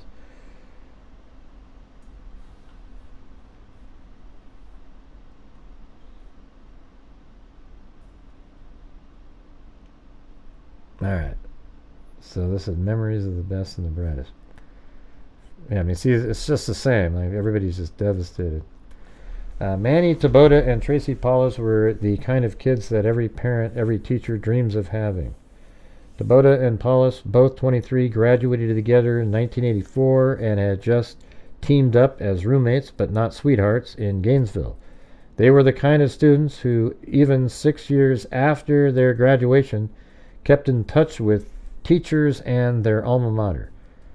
They were two typical kids who,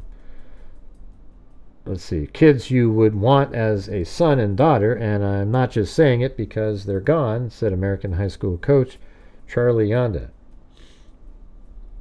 And it says in here, homecoming, let's go up here. On Tuesday, neighbors who watched Paulus grow from a Girl Scout who loved to play with Barbie dolls into a young woman who aspired to be a lawyer stood in front of their comfortable ranch homes in tears and disbelief. She was clearly a neighborhood favorite, someone whose progress everyone watched. She was great, so outgoing and so friendly, said Bobby Joe Hernandez, 25. Tall and muscular, Taboda was an offensive guard who wore number 65 on his high school football jersey. He was president of the Key Club, a member of the National Honor Society, a singer who landed the lead role of Danny in the school's production of Grease.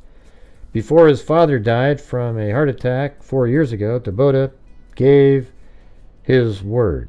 He promised his father he would make something of his life and become an architect and take care of his family, said Uncle Felix Gill.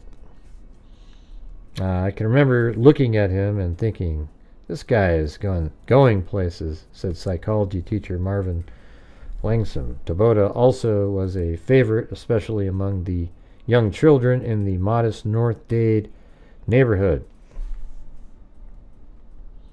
Locking up, checking, let's see. He was a big guy, muscular, worked out, and if anyone could take care of himself, he could, says the young man. That's what's freaking everyone out, that it could happen to someone like him. Nearby, a television reporter tapes his stand-up in front of a small billboard that says, Gator Wood is the place to be. I want to get the, let me go back to the, where are we at, the 28th?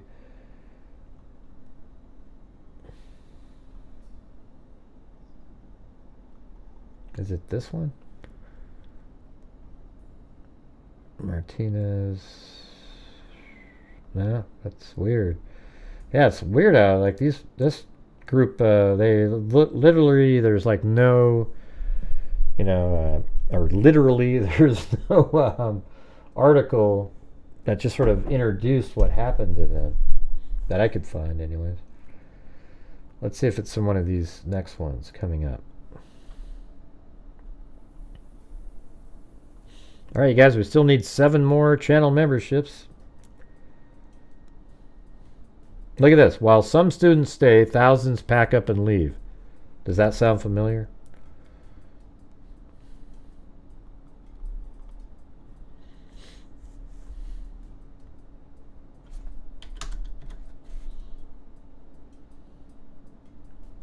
Yeah, so right here.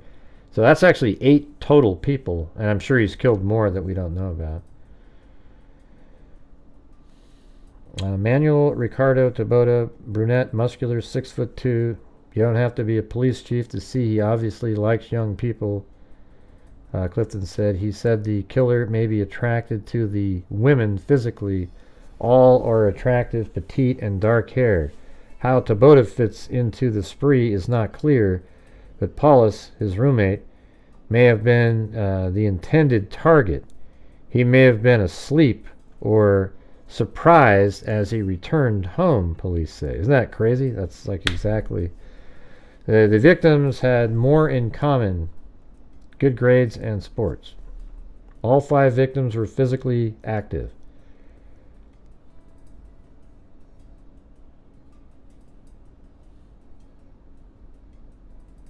Let's see. Larson and Powell shared 2 bedrooms, second-floor apartment in Williamsburg Village. Residents used common entranceways. Hoyt lived in an isolated 1-bedroom duplex off a dirt road. Her small backyard was blocked from view by 3 pines and a worm-eaten plywood fence.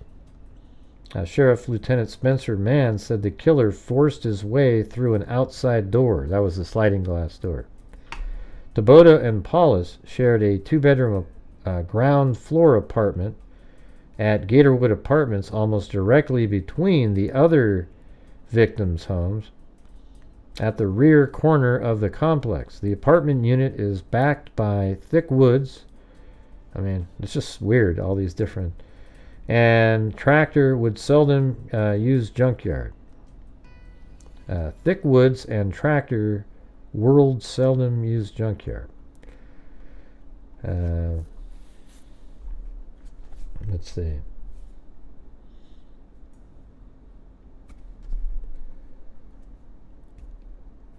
I'll just move on to the next one. I know that there's actually a description out there somewhere where it talks about how he killed,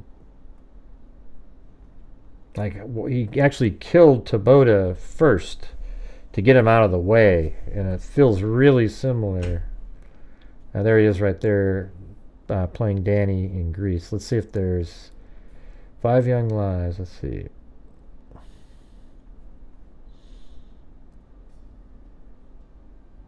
I'm just skipping around because you guys probably don't have the a lot of people don't have the patience for reading through like we used to always do.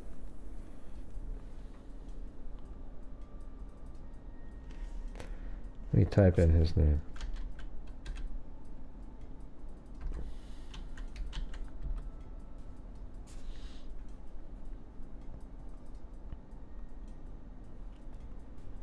All right. Anybody anywhere else? Tracy had also drifted out of school. All right. Let me just keep moving down. There's Dixie Hippie. 6 more to go. Then I'll donate 5. Ocala police nab store robbery suspect. And here it is. Look at like right here on September 8th. So all these killings were like August 27th, 8th, around there. And he was arrested right after that. So Danny Harold Rowling was charged with armed robbery, grand theft, possession of a firearm during the commission of a felony.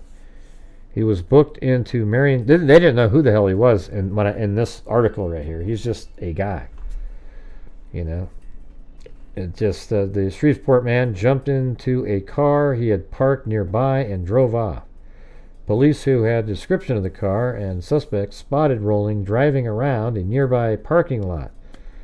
That's when he tried to flee. A high-speed chase followed.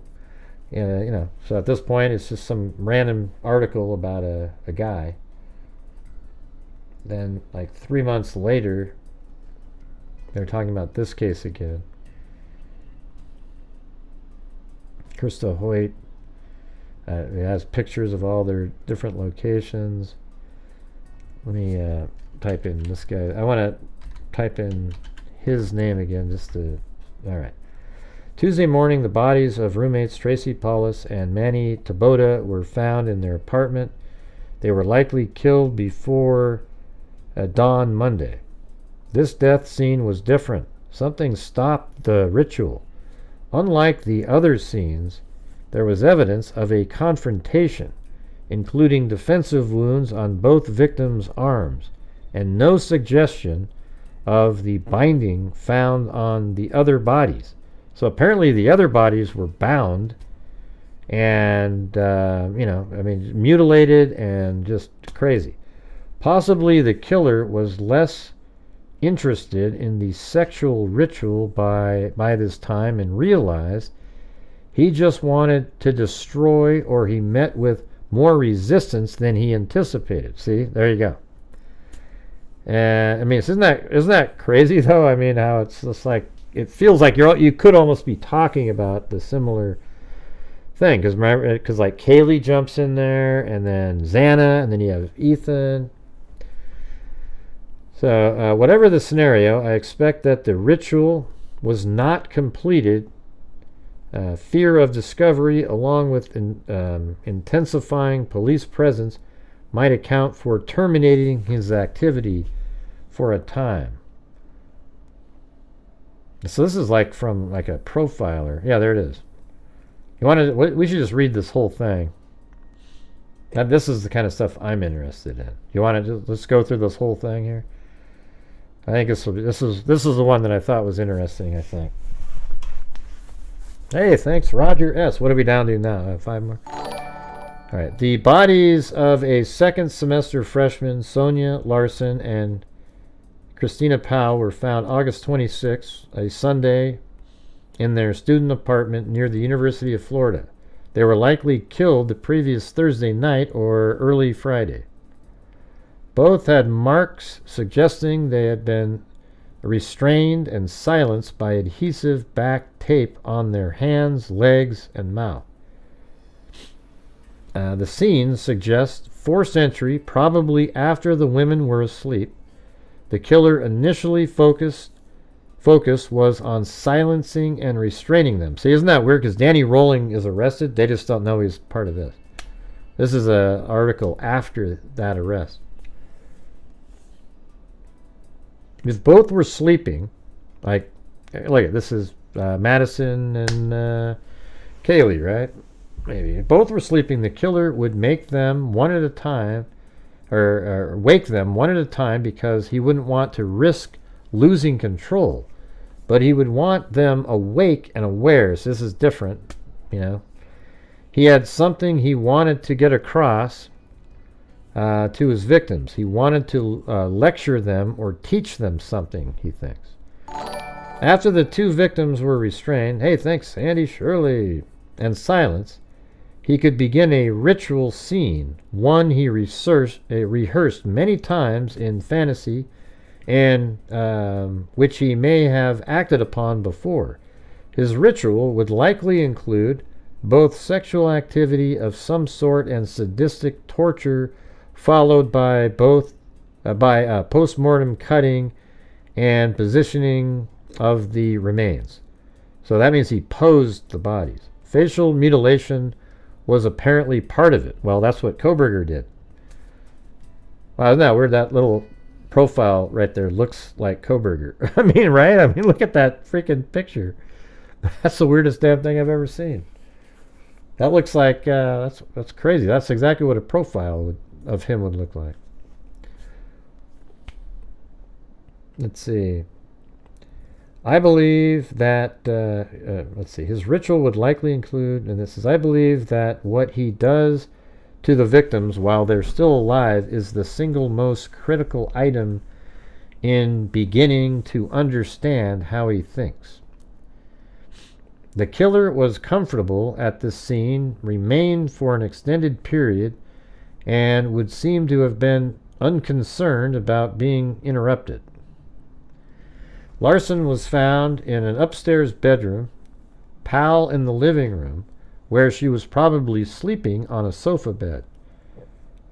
Powell had moved into the apartment on the previous Wednesday night, and she would have and she could have been monitored. And she could have been monitored then when she moved in.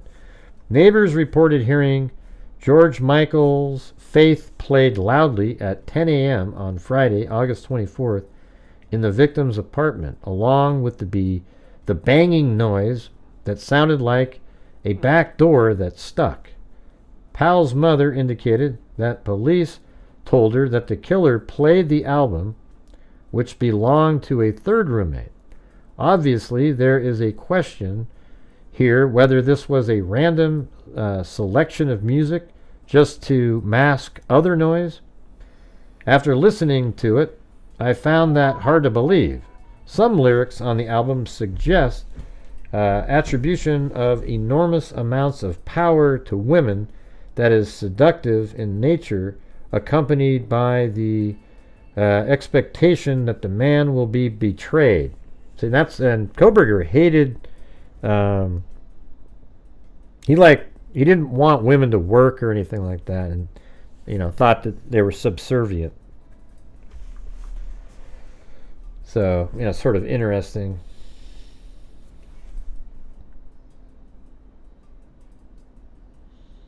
Could this have been one of the subtle messages mentioned by police?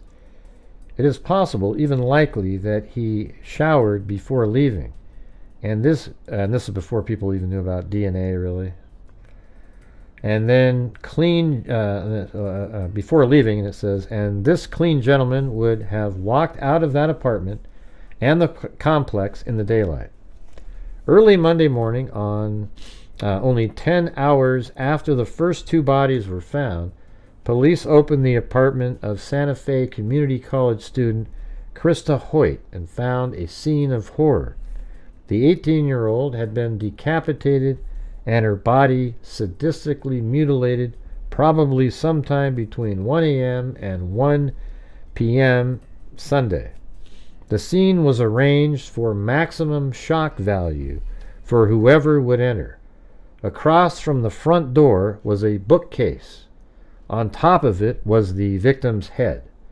The placement suggests that the killer not only was going to own, humiliate, terrify, and destroy Krista Hoyt, he was going to send a message, a visual message that the city, if not the country, would find repulsive and terrifying.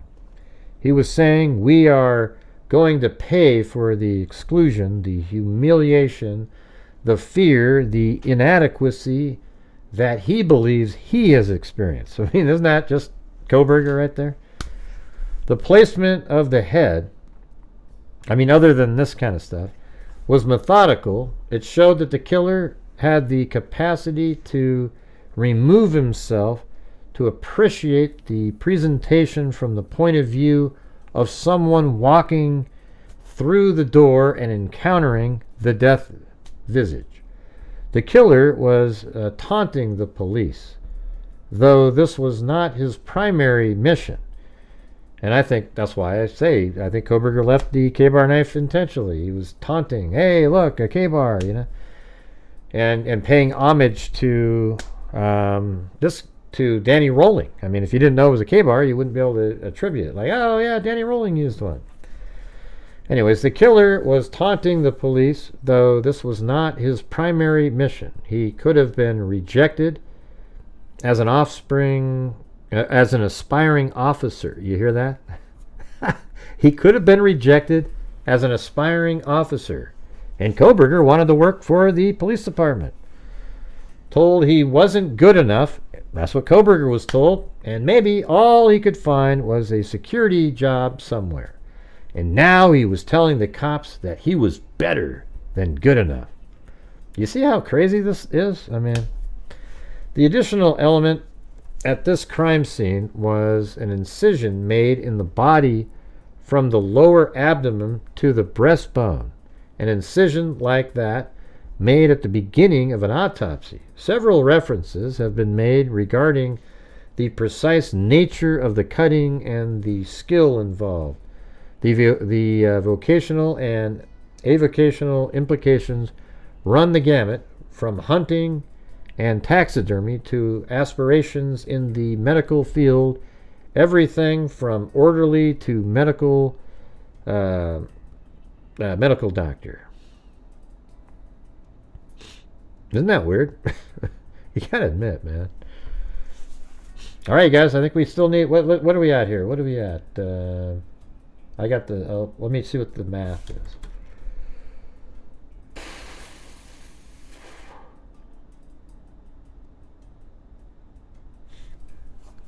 Yeah, I think it's 5 more. 5 more channel memberships, or just is it 5? Is it 4? I thought it's 5 because I'm looking at the number. Yeah, it's 5 more. So if we get 5 more, we'll be right there. That'll also get us on in YouTube at yep. It's actually like $5 and $1.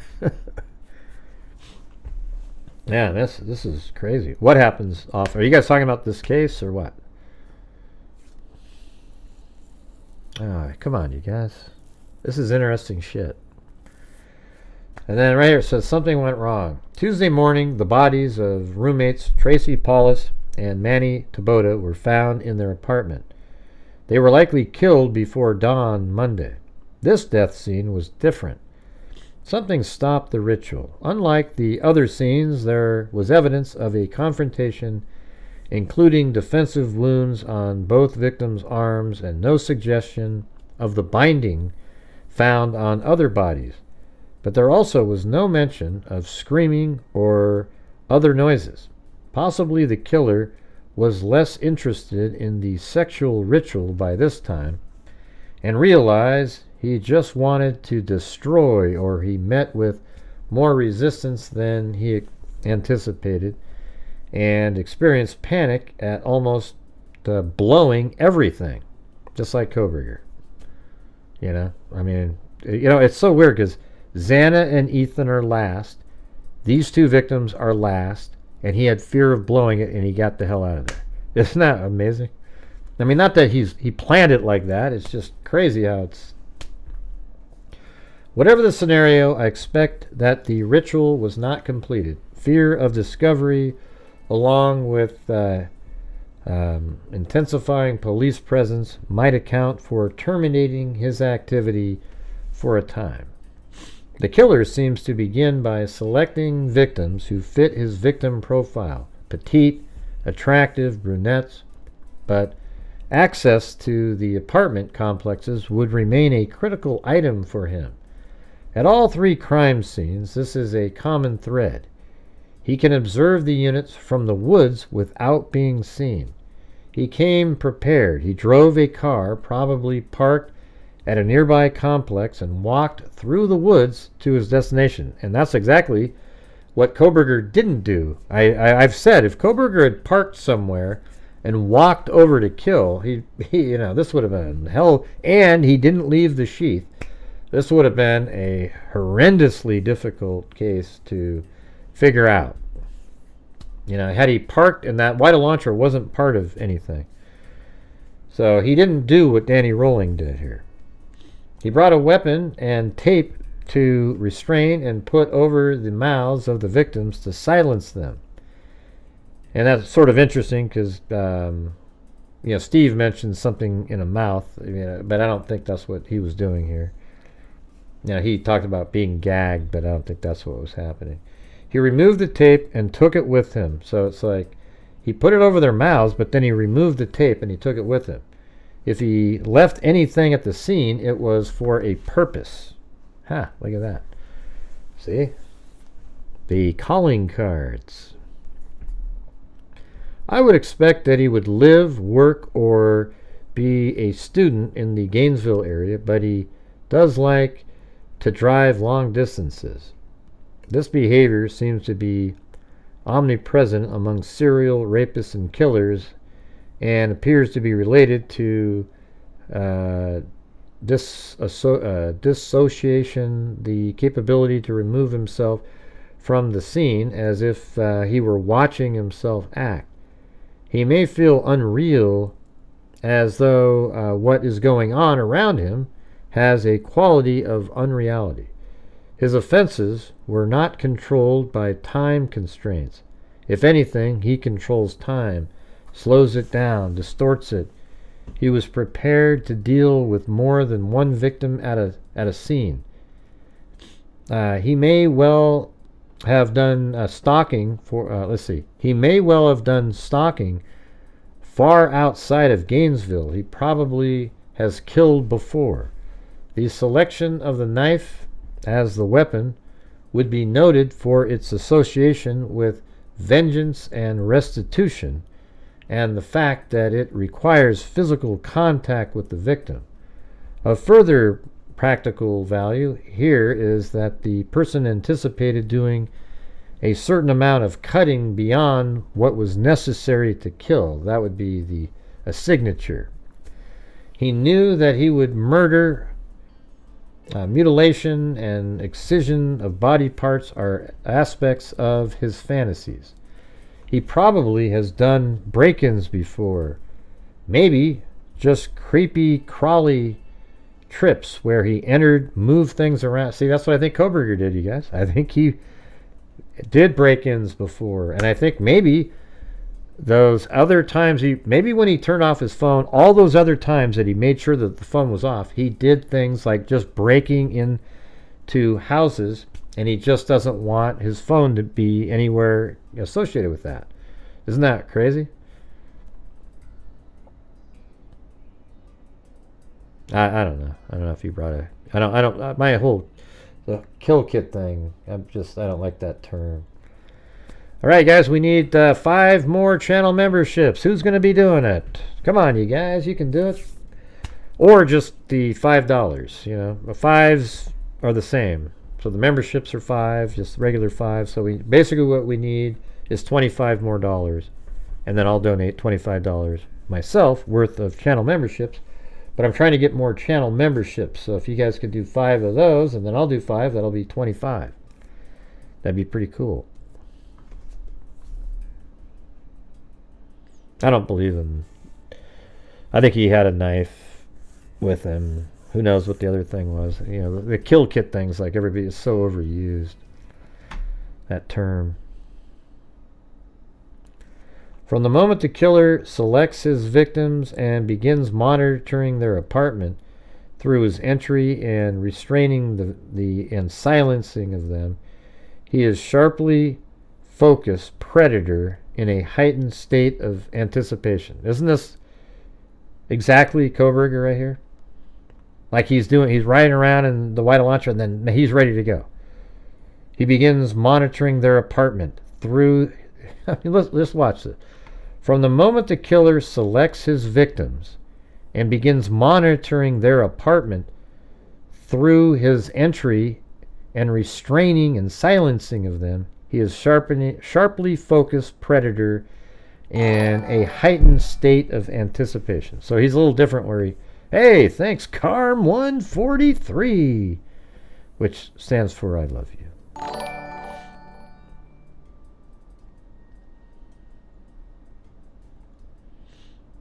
And here, hold on. And there we go. All right. Cool. So now we got 10 new channel members. Hopefully you guys stay around. Once he has control of the scene, he may make the transition to rage state. See that? Once he has control of the scene, he may make the transition to rage state, which could include beating, strangulation, biting, extensive pre-death cutting, erratic movement through the apartment with a living but bleeding victim, or he may become even more focused, deliberate in the slow enactment of his ritual. His fantasies prior to his actions have been distinctly visual. Whatever display he leaves is a visual display. He may photograph his handiwork. He may take photos from the scene. He has probably fueled his fantasy with pornography. Well, he liked to look up drunk, passed out girls. The killer is in control, but he requires excitation, high drama, so he choreographs mayhem in fantasy and then in fact. The compatibility of disassociation and psychopathy needs to be stressed. We know what the psychopath is without remorse. See, this is Kohberger. He is a psychopath. Is without remorse, wishes to distance himself from his crimes, is convincing, even charming, in his denial of complicity, and he is a risk-taker that what we consider meaningful attachment with others are lacking in him. When he behaves violently, his victims are little more than symbols, stereotyped objects. Isn't that exactly? I mean, like Madison Mogan's sort of like the stereotype of like the, beautiful college blonde student, That's exactly what he was looking at. And I think he did study Elliot Rodger too. you know?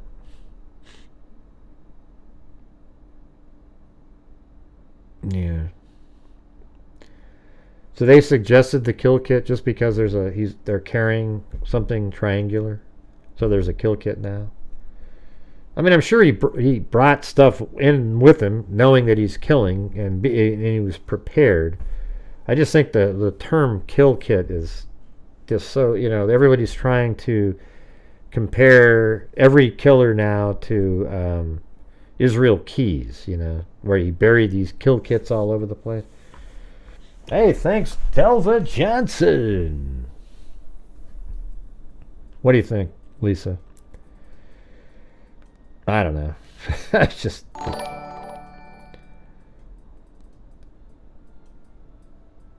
Hey, look at that. 5 more memberships. Very cool. We got to 30. All right.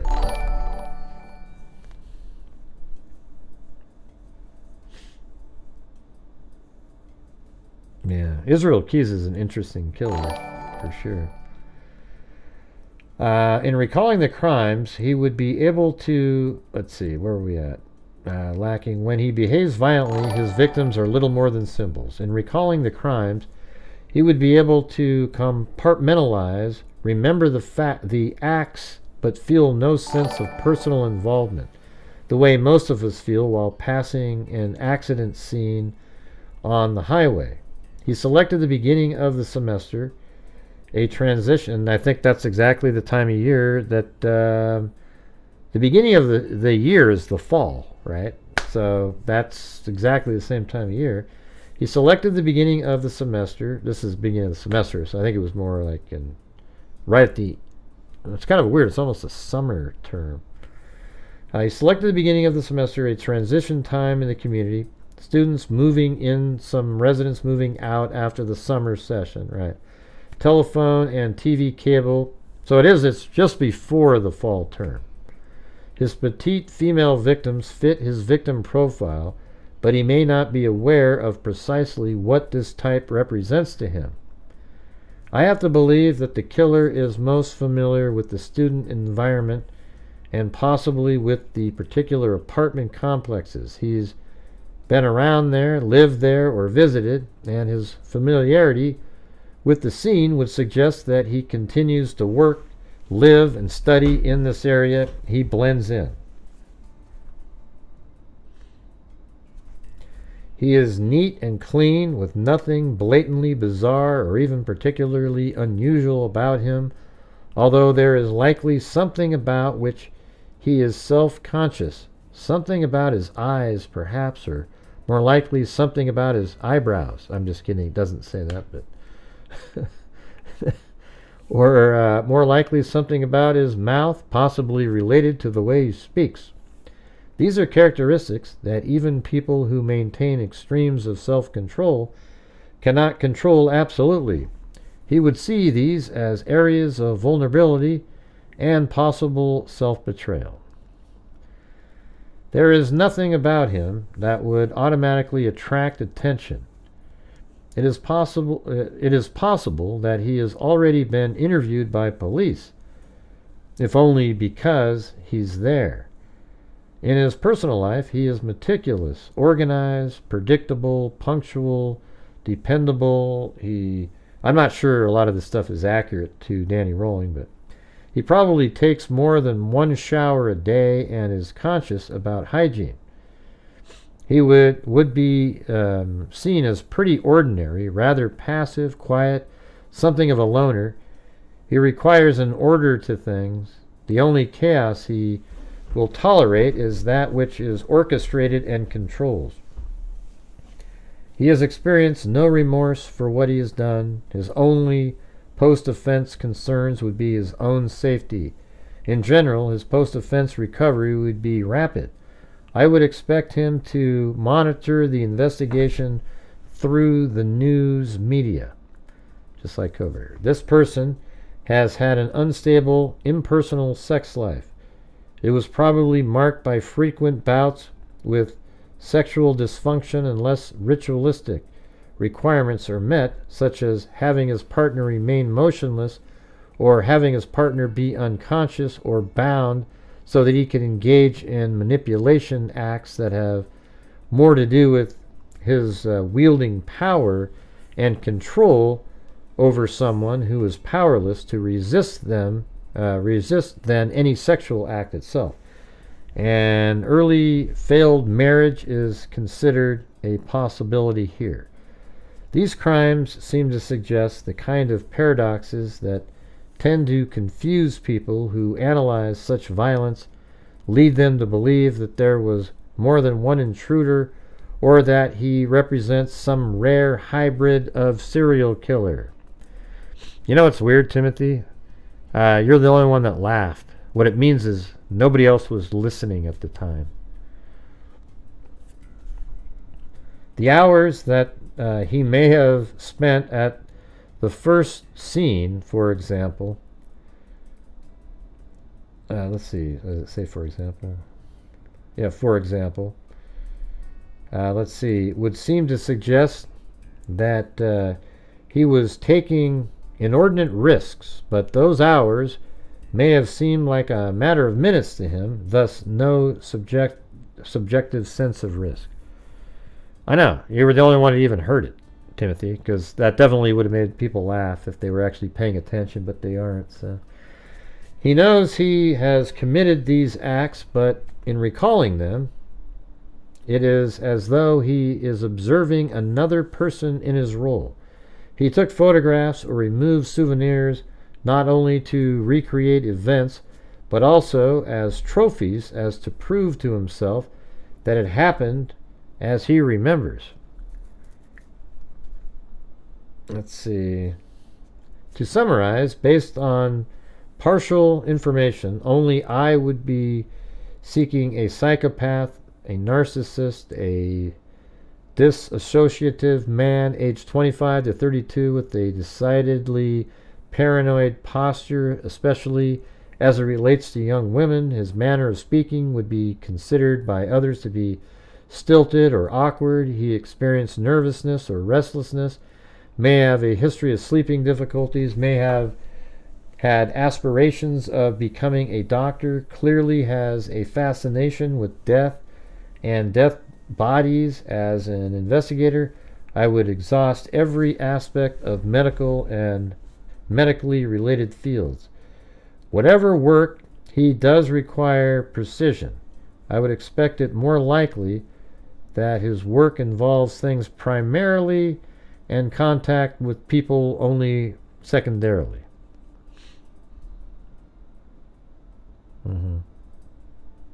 Right.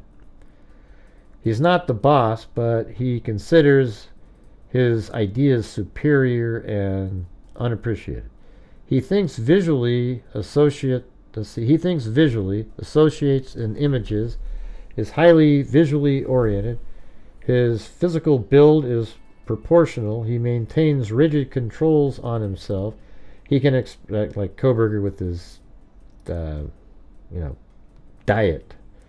He can express emotion but doesn't experience it, merely simulates it. Right, that's exactly what I always say about Kohberger. When he smiles, it's not real. Any perceived rebuff or rejection would result in hostility, aggressive feelings, but he would not be known as tough or aggressive. Others would be inclined to think of him as rather passive, even a bit awkward. I mean, that's amazing, man. When he is angry, he would be likely to refer to himself in the third person. He thinks of himself as a superior person, like Elliot Rodger, who has been victimized. He thinks of himself as above others and above the law. That's exactly Kohberger. He sees a rightness, and this is about Danny Rolling, but this is the same profile, don't you think?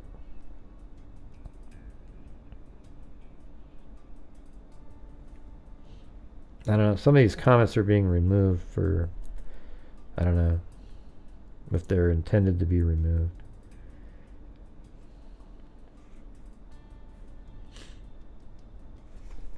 This young man has been an underachiever. I expect that he lives alone now. The inconvenience of relating to others as anything even approaching intimacy would be unacceptable to him. Well, I mean, it sounds like this was written for Brian Kohberger. While I do expect him to act again, I also expect him to modify his approach somewhat.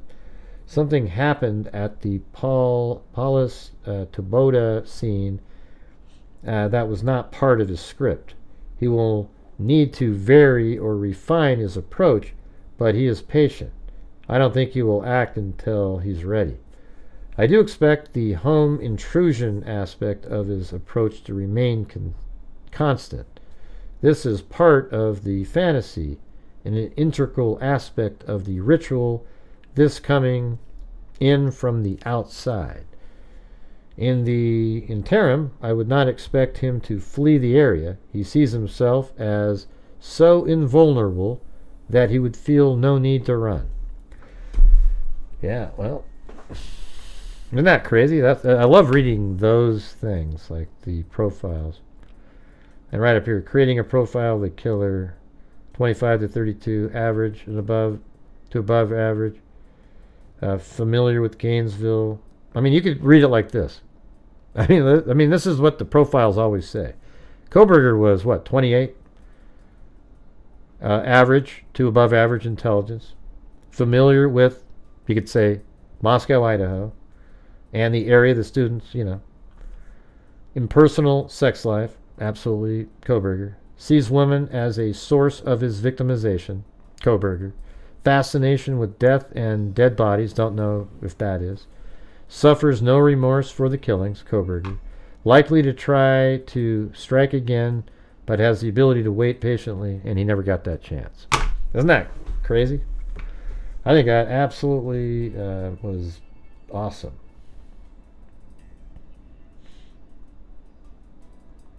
In 1991, let's see. Many Florida students still feel uneasy. So this is, Danny Rawlings was arrested right around this time.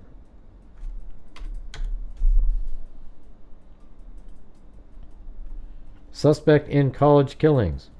A Shreveport, Louisiana man. And this is literally just a month after that last article, a month and a half.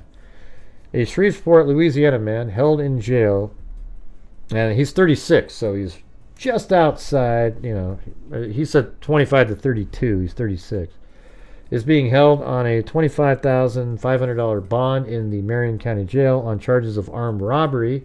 Sources close to the investigation confirmed for the Associated Press that Rolling is a prime suspect in the Gainesville slangs. Rolling, who has been held in a cell by himself in a maximum security section of the jail for the past couple of months, just like Kohberger, was described by police officials as 6'2", 180-pound white male with hazel eyes, long curly brown hair, and thin mustache. He also is wanted in Louisiana for the attempted second-degree murder of his father, a retired Shreveport police lieutenant. I remember that.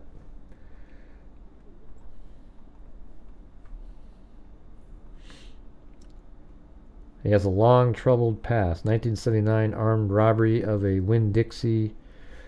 And then June 1970 armed robbery of Winn-Dixie. March 1986 pleaded guilty to armed robbery. July 7th, 1990 arrested in Shreveport. And guess what? Kohberger had breaking and enterings, right?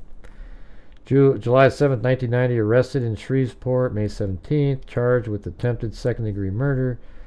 September 7th, 1990, armed robbery of a Winn-Dixie. Again. Now Rolling is charged with armed robbery in a cola. Is suspected in similar case in Tampa. And I think they found him like in a tent or something. If I remember right. This is a letter from his mom. You guys want to read that?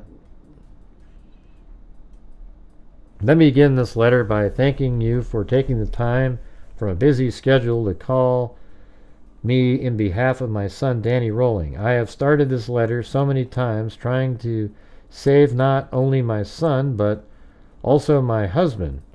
But no matter how hard I try, it all comes out the same. Danny was an abused child, From the day he was born, my husband was jealous of him. He never wanted me to hold him or show him love in his presence. Danny was told from the time he could understand that he would be dead or in jail before he reached 15 years of age. His self-esteem was destroyed by his dad's constant belittling. Danny could never please his dad, and he tried so hard to win. This sounds like Richard Allen's wife, just excuse after excuse after. Let's see. Danny could never please his dad, and he tried so hard to win just one small sign from his dad that he approved of him. But it never happened. I have had to finally come to terms with this fact that my husband does not love our son Danny. Danny was thrown out of the house when he was 15 because he wanted to wear blue jeans and blue jeans to church. He stayed with my parents for several months. The shooting incident that took place in our home, May the 18th, 1990, which is 10 years to the day after Mount St. Helens erupted, was instigated by my husband. I'm sure of that now. He fired 3 times at Danny and shouted he would get all of us. That is why Danny came back to save me, but it resulted in my husband's injury. Mr. Dykes, I would have to write a book to tell you all that we as a family have suffered because of my husband's jealousy. You see, both my husband and my son have a mental problem. My husband by birth and my son by mental and physical abuse. I know you have to remain objective, but please do what you can for him. I'm sending a copy of this letter to Judge Swigert, and I pray he will be merciful. I plan on being with Danny when he goes before the judge. Also, his brother and a very good friend are going to be with me. You said he would be sentenced October 16th. If there is any change, please let me know. So I'm not sure what date that letter was. Let's see. I think that might even be for just the armed robbery stuff, because he hasn't really been charged with anything yet.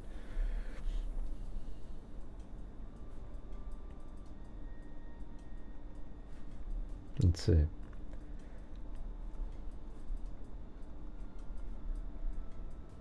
Unraveling the Gainesville mystery. As 5 student slayings go, grand jury comes, questions remain. I'm just going to play... Let's just play this right here. All right. Yeah, this will be the last thing I'm doing. Listen to this. On July 18th, 1990, Danny Harold Rowling walked into an Army-Navy store. It was in Tallahassee, Florida. It was near the bus station. He made a purchase. He paid about $34 plus tax. He bought an item. The item he purchased was a Marine Corps K-bar knife, just like this one. Can you believe that? I mean, just look at that. That's crazy, right? He went into He goes into a store and he buys the exact same USC, student murders. Let me start off. May I please call, Professor? On July 18th, 1990, Danny Harold Rowling walked into an Army-Navy store. It was in Tallahassee, Florida.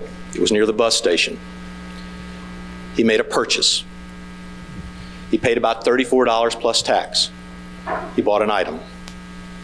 The item he purchased was a Marine Corps K-bar knife, just like this one.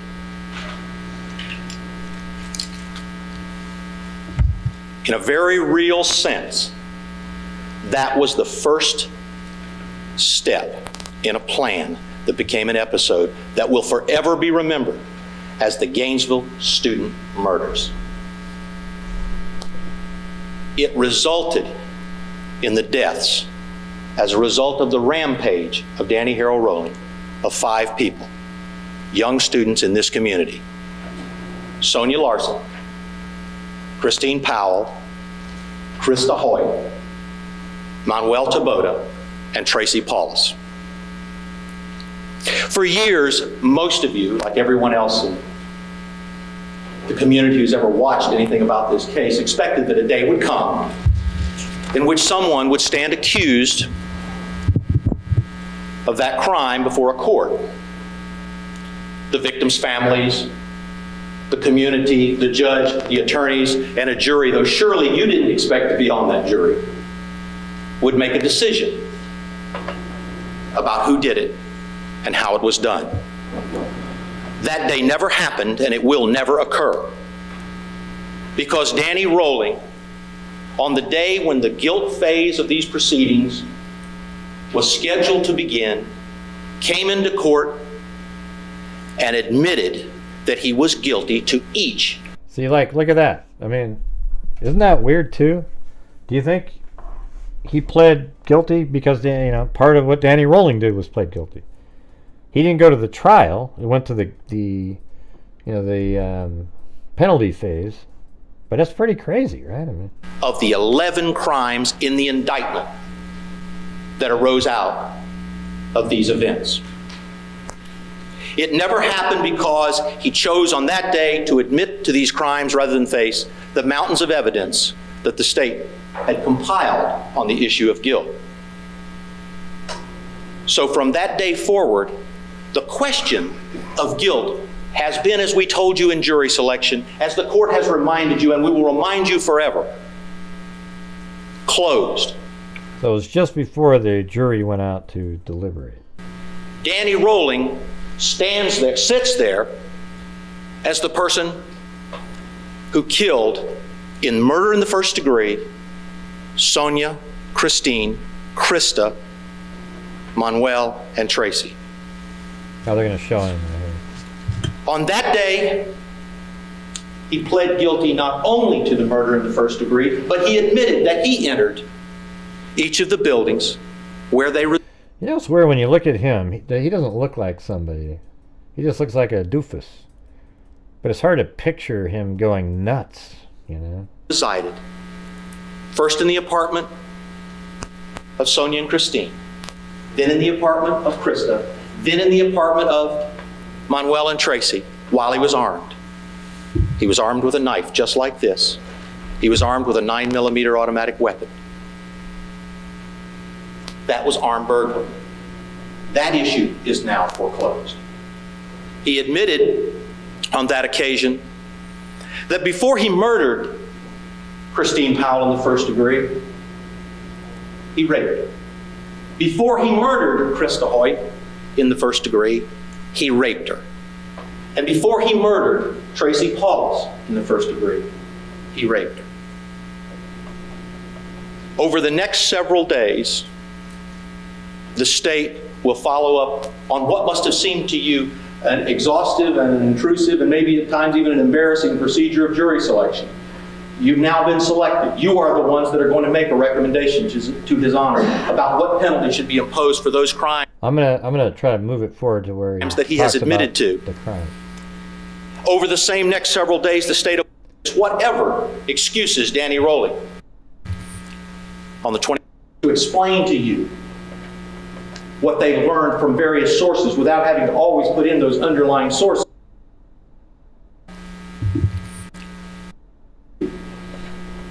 What they learned from various sources without having to always put in those underlying sources. Because much of that would have gone to the questions of establishing guilt. And remember, we already know who's guilty. We already know who committed these crimes. What we're going to do now is examine how they happened. Starting today, the state will prove to you that after Danny Rolling purchased the military K-bar knife in Tallahassee, and we'll provide you evidence of why he picked this particular weapon, because he believed it was so good for killing. He left Tallahassee. He left Tallahassee on the 22nd of July, and he went to Sarasota, Florida. The state will prove to you that when he went to Sarasota, Florida, he stayed down there until approximately August the 22nd. We're going to have a witness come in from FDLE, explain to you carefully how we've been able to track his steps down there. We're going to show you that he made some purchases while he was in Sarasota, and among the items he purchased in Sarasota was a 9mm pistol, an automatic weapon. The state will show you then that he got the gun in Sarasota after he got the knife in Tallahassee, and then he came to Gainesville. The state's going to prove that on August the 18th, he arrived in Gainesville, Florida. He checked into the University Inn. He stayed there at the University Inn as a tenant until August the 23rd. The state will prove to you that he checked out of the University Inn on that occasion, and that he moved into the woods in southwest Gainesville to set up a campsite. To facilitate this, he went to the Walmart store in the southwest area of Gainesville, and he bought a couple of items. He purchased a tent. He purchased a mattress. But he also stole some items in that same trip. The items he stole didn't have anything to do with camping. It was a screwdriver. It was duct tape.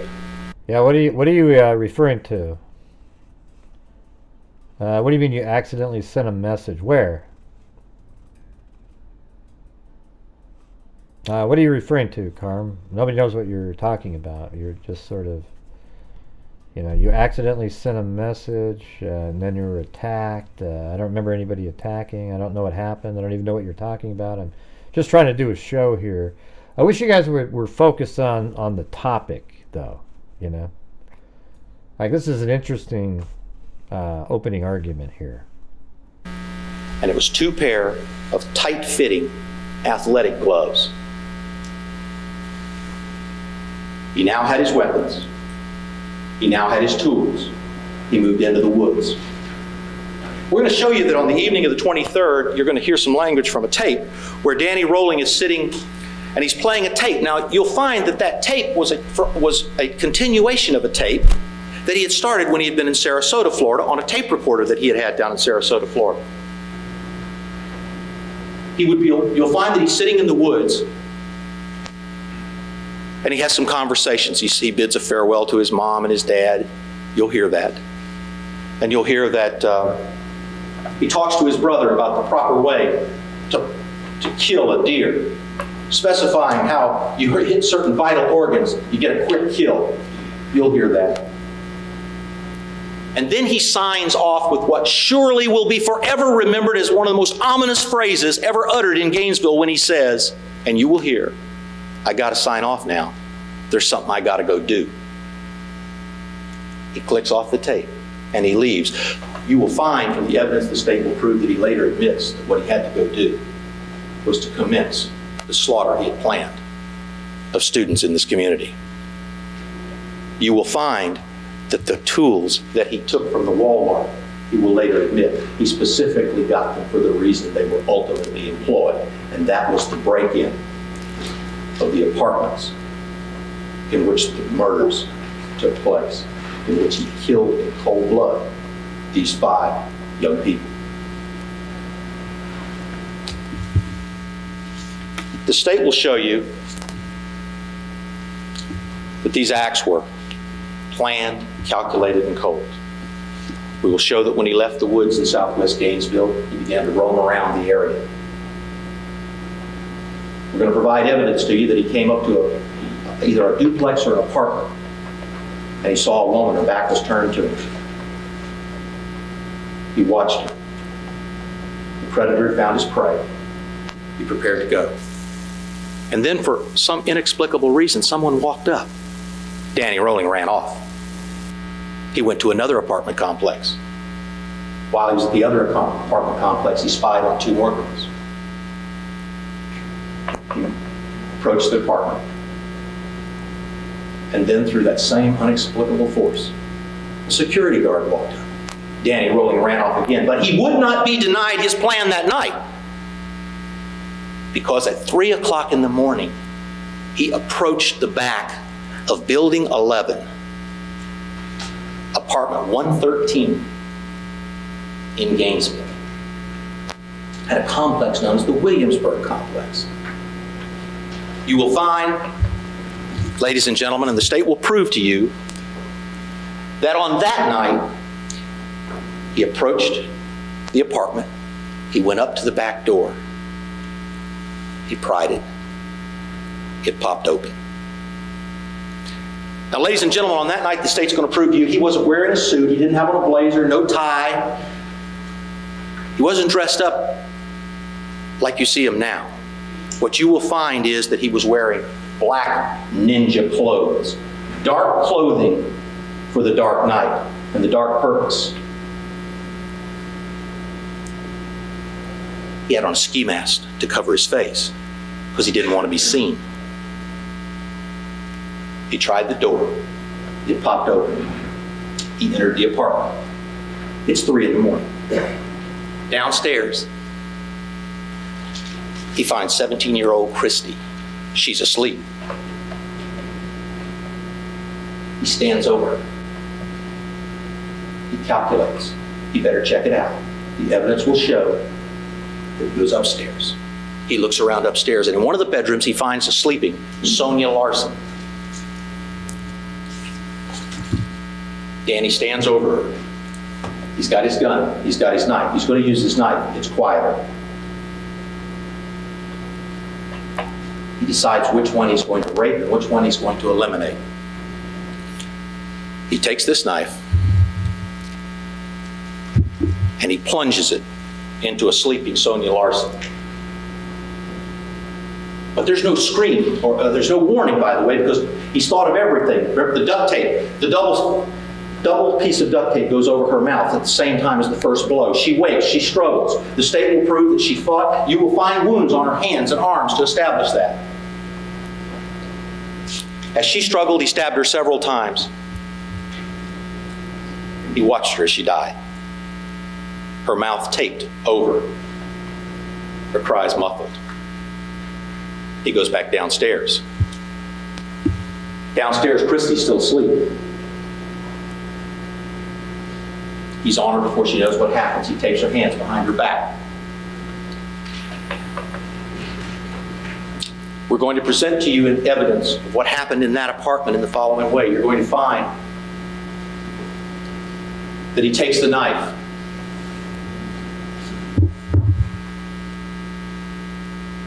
cuts off her clothing. He takes the knife and he cuts off her bra. He forces her to commit oral sex on him.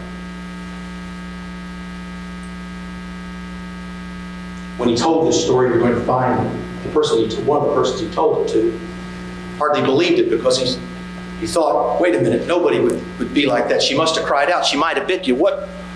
No, you'll find that she was so thoroughly terrified that she was willing to do anything he demanded to stay alive. He then raped her. He then turned her over after a while, after he was through with her, and he stabbed her in the back, and he killed her while she was still taped.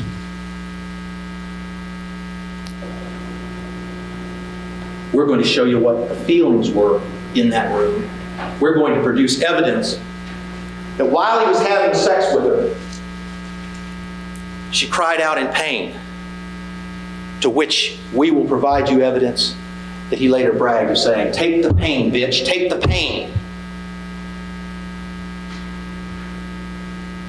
The state's going to show you that after he killed her, he took the tape off her hands, he took the tape off her mouth.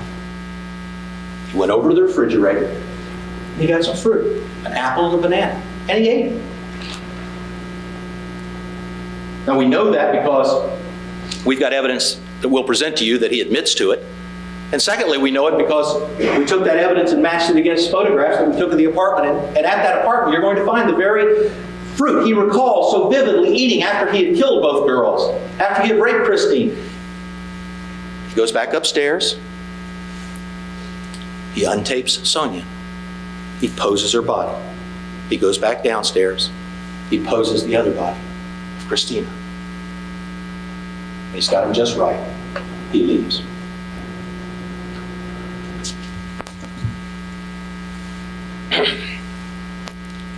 The next crime, by the way, was already in the planning stages. Unknown to anyone in the world save only his mind, that victim had already been picked. You will find from evidence that we will provide for you that Danny Rolling had previously been prowling in the southwest area of Gainesville during that same week that he had been here, maybe even the night before. And he went to the back of an apartment, really a small duplex in southwest Gainesville, and he saw a girl emerging from the shower. He watched her towel off. He didn't know what her name was. He found her attractive. We know who she was. She was Krista Hoyt. He watched her, and he left. But he was by no means through, the evidence will show, with Krista Hoyt. We're going to prove to you that on the afternoon of the 25th, it was Saturday afternoon, Elbert Hoover, Mr. Hoover is a landlord that was Christina's landlord, Krista's landlord. He noticed the gate latch was unlocked beside the duplex apartment. He had noticed it earlier. So he decided to go check on his tenant. He knocked on the door. Krista came to the door. It was about 5 o'clock, and he said, the gate was unlocked, Krista. We need to keep that gate locked. Evidence will be that one of the reasons why is that gate is to a little work area and storage area that goes around to the rear of her apartment. It's the exclusive method by which you would get to the rear of the apartment. She thought for a second, and she said to him something to the effect of, it could have been the telephone man. He was out here working today. Mr. Hoover will tell you that he thought about it a second. He had seen a telephone truck, although he hadn't seen one in her particular apartment, but he dismissed it. He went back, he latched the gate, and he left. Went back to his apartment.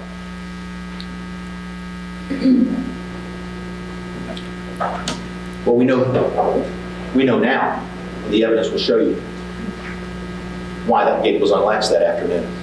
Because we know now, the evidence we will present to you, that he had already been there.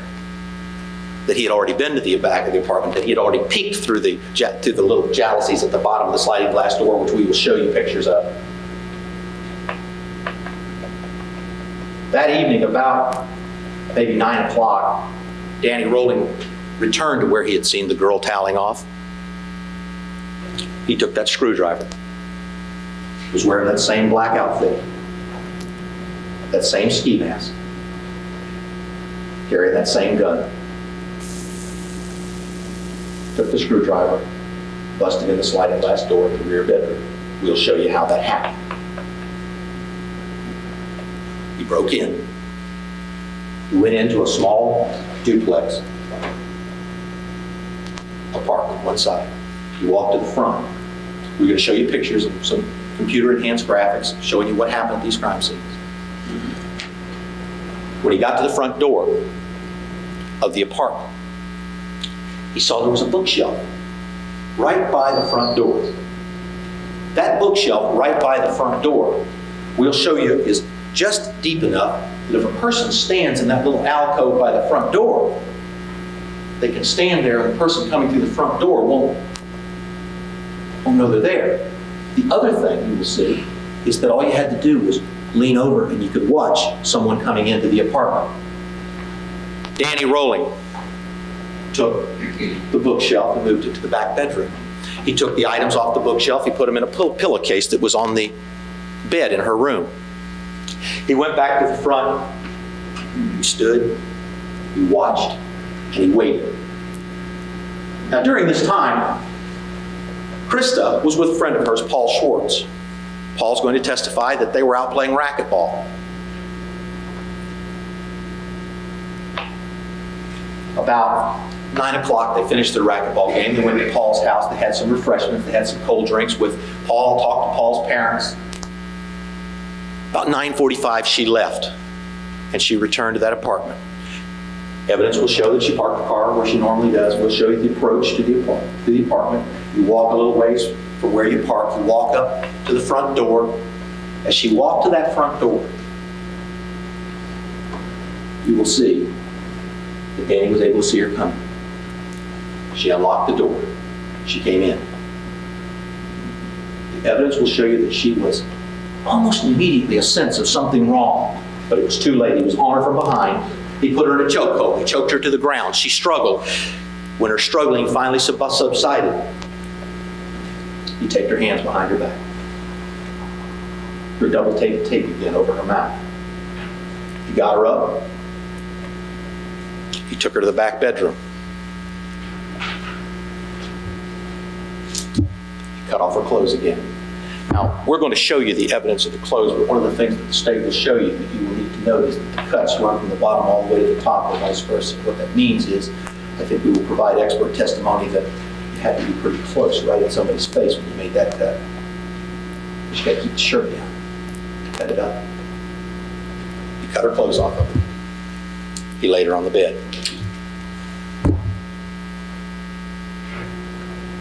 He began to sexually play with her. For what the evidence will show, he's later termed a fairly long time. While he was playing with her sexually, he discovered she was on her period. Pulled out her tampon, threw it in the corner. He raped her. He turned her over. She couldn't say anything because she was muffled. You will hear them. He told them. You will hear evidence that he told his victims what he was going to do to them. He turned her over, stabbed her through the back, through her heart, and she died. He posed her body. He left the apartment. Went back to his campsite. But when he got back to his campsite, the evidence is going to show something went wrong for Danny that night. What went wrong that night for Danny was that he couldn't find his wallet. He thought he must have lost his wallet back at the apartment. So he returned. He goes back to the apartment, breaks into the apartment again, and he looks for his wallet, but he doesn't find it. The evidence is, though, that he now repositions the body because he finds that rigor mortis is set in, and now he can take the body and he can do things with it he couldn't do before. So he sets her up on the side of the bed, poses her. You'll see evidence of this. And he leaves what he later termed, which we will present evidence to you on, a message to Gainesville.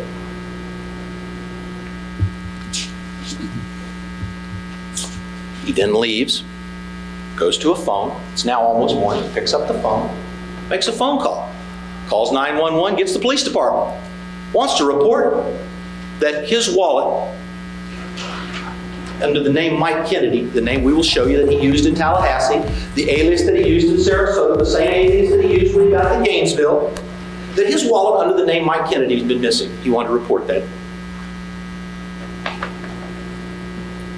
He returned to his campsite.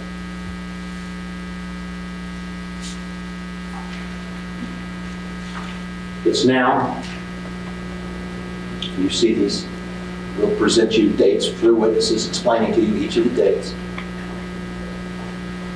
It's now time for the 27th. He's now at Gatorwood Apartments. He's been roaming southwest Gainesville again, and he's watching, and he's peeking in, and he sees a girl, and he watches her for a while. He stands in the dark. He's dressed in black, remember? He's got on a ski mask, remember? He watches her. He waits. Takes that screwdriver, the one he stole. He's armed as he was before. He pops the pin at the side of the apartment on a sliding glass door there. And he pops that pin out and he breaks in. And he goes inside. But he doesn't go straight to the girls' room, because just like he did in scene one, the evidence will show, he's got to check out to make sure there's a witness if that person needs to be eliminated so he can have his way. He goes to the other bedroom, not the one he saw her in. When he goes in there, he sees a sleeping Manuel Tabota. It's 3 o'clock in the morning, remember? Manuel's, the evidence is going to show you a large guy with a large frame. And he gets over it, plunges a knife just like this one, with great force, all the way through Manuel Tabota from the solar plexus. But what happens is Manuel surprises Danny. Manuel comes out of his sleep. Manuel fights with Danny. You will see evidence in this case of that fight. But what I will tell you is he curses Danny.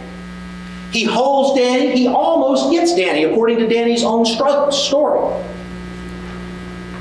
He has to stab him 30 times almost to kill him. But he does get his job done.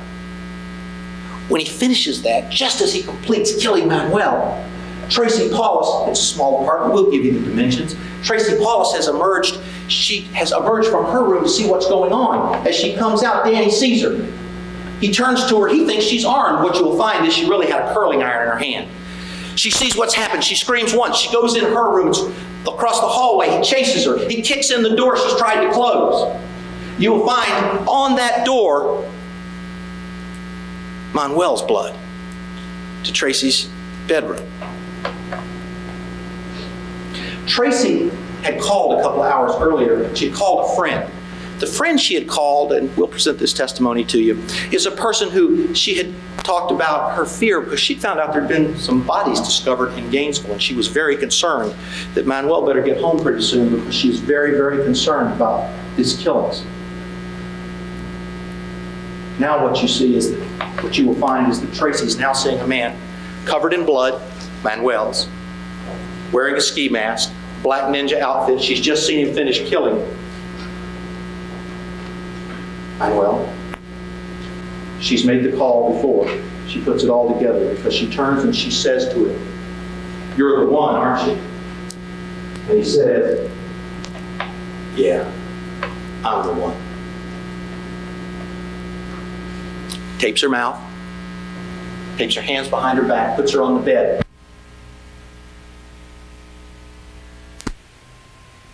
Well, that duct tape, puts it on that window.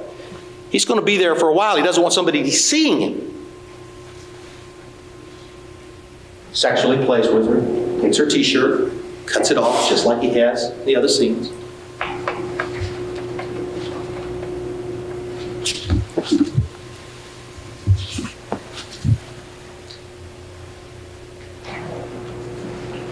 Then he talks to her a while, tells her what he's going to do. Then he rapes her. He rapes her by anal sodomy on her in that apartment. Then when he's through, he turns her over. And through you'll have evidence that all she could do was muffle her protests. He killed her by stabbing her in the back. Takes her body, drags it out in the hall, cleans it off, and poses it. Now I say cleans it off. We're going to provide you evidence both at scene 1 and at scene 3 that what he does is he takes dishwashing liquid that he finds at the apartment and he cleans off the bodies and he douches them out with dishwashing detergent because that gets rid of evidence. He cleans her off. We're going to show you pictures of the dishwashing detergent at scene 1. We're going to show you the sheen on Tracy Paulus's body as she's laying in the hall. He leaves that apartment.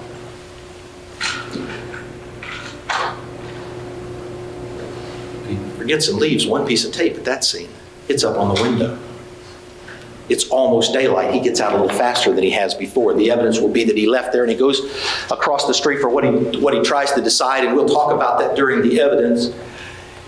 What appears to have been an old dilapidated building that may have been used for some IFAS purposes a few years ago by the University of Florida. He finds an old building in the woods and he takes the knife and the bloody gloves. He wraps them together and he sticks them down on the ground and he buries them.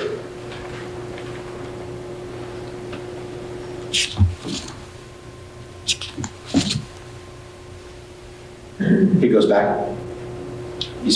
We'll have evidence about his movement of his campsite.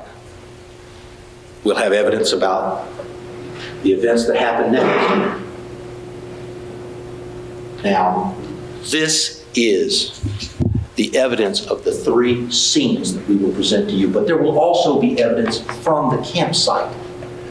Let's talk about how we're going to show you how we got to the campsite. The state's going to prove that the same calendar day, almost the next day, this night, remember it was 3 o'clock in the morning of the 27th, late that night you're going to find that there's a deputy in the Southwest Area on patrol, Deputy Alachua Sheriff's Office, Deputy Merrill. He observes 2 people walking up along 34th Street.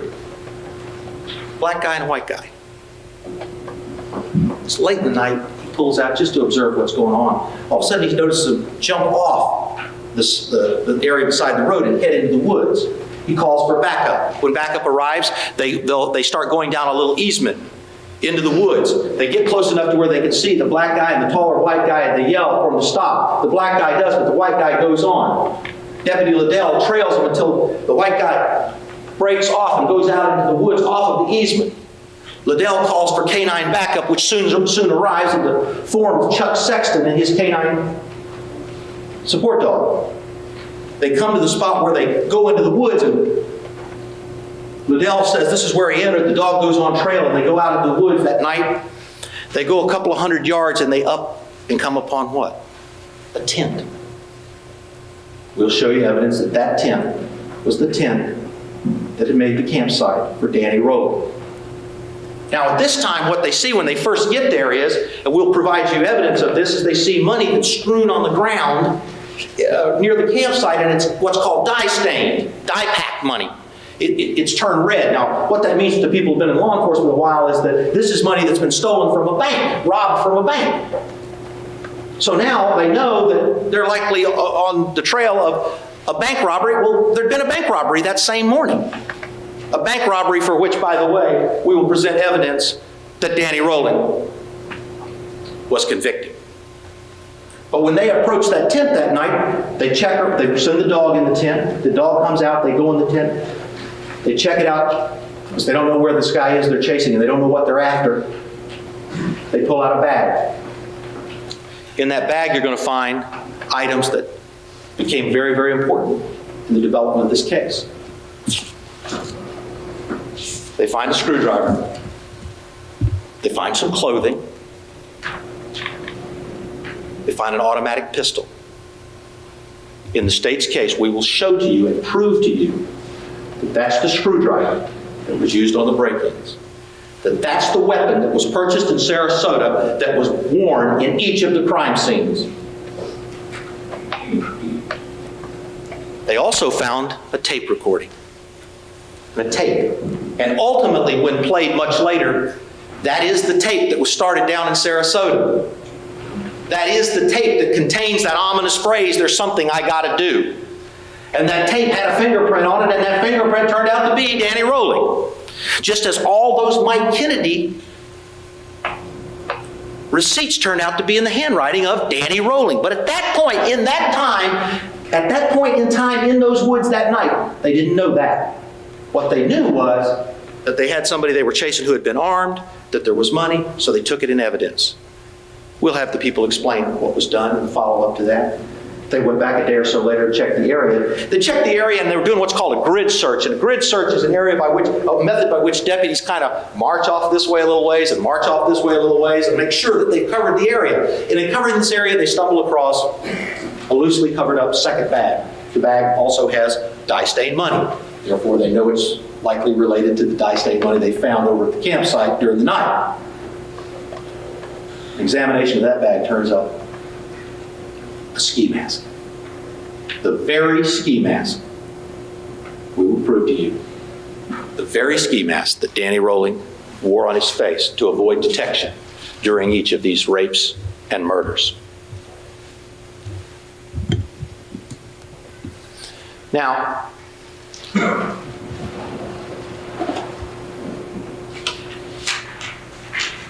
all of this is the kind of evidence that we are going to present to you about how these murders were carried out. Those are the facts of what happened.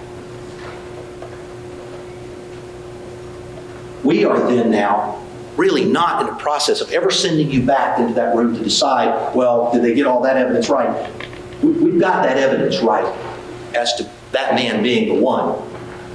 What we're going to show you is just how it happened, and I tell you that what I've said to you now is how it happened, that we will prove to you what I said is a summary of what happened. But the important thing is the state, for the next few days, in its case in chief, will focus upon establishing specific aggravators, the kinds of aggravators that you will weigh in the balance against any excuses Danny Rolling may offer for his conduct. The aggravators that have to be proven in the same way that I told you before. I wish I could get up and tell you some sort of like folksy Matlock story and lean over the bar, wear a white suit, and at the end of it you know exactly everything that happened. It won't happen that way. Albeit we'll prove everything I represented to you. But what we have to do is we have specific guidelines for the state. As I told you during jury selection, as the court instructed you during jury, it will establish that in 1991, Danny Rolling was convicted of robbery with a firearm in that nearby jurisdiction. The state will then introduce to you a 1991 judgment from the Hillsborough County Circuit Court, Hillsborough County, Florida, in which Danny Rolling was found guilty and adjudicated for 3 counts of robbery with a firearm, 1 count of attempted robbery with a firearm, that Danny Rolling, therefore, before this day ends, I submit to you on behalf of the state, we will have established 1 aggravator. We will have put in a judgment that says, very simple, Danny Rolling is adjudicated guilty in these same cases as to armed burglary and sexual battery, and therefore the first statutory set of aggravators, that Danny Rolling has been convicted of other crimes of violence and therefore is a person with a violent history. Now, the way we're going to show you Danny Rolling's prior violent history is a series of certified judgments or judgments that have been stipulated into the court, and we will request the court to read a stipulation that has already been filed with this court as to his criminal, as to these particular judgments that we're going to present, which are his violent felony history. Let me show you, tell you what we're going to present, because it may seem a little stilted when we actually do it. You're going to wonder, what's all that paperwork? Let me tell you what that paperwork is. That paperwork is a life of adult crime. First exhibit will be a 1979 judgment from Muskogee County, Georgia. That judgment, that Muskogee County judgment, was for 2 counts of armed robbery.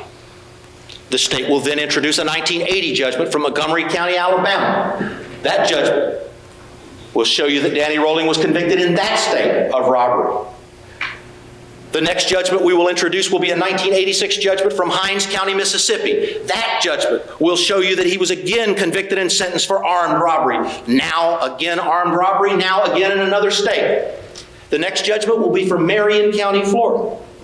It will establish that in 1991, Danny Rolling was convicted of robbery with a firearm in that nearby jurisdiction.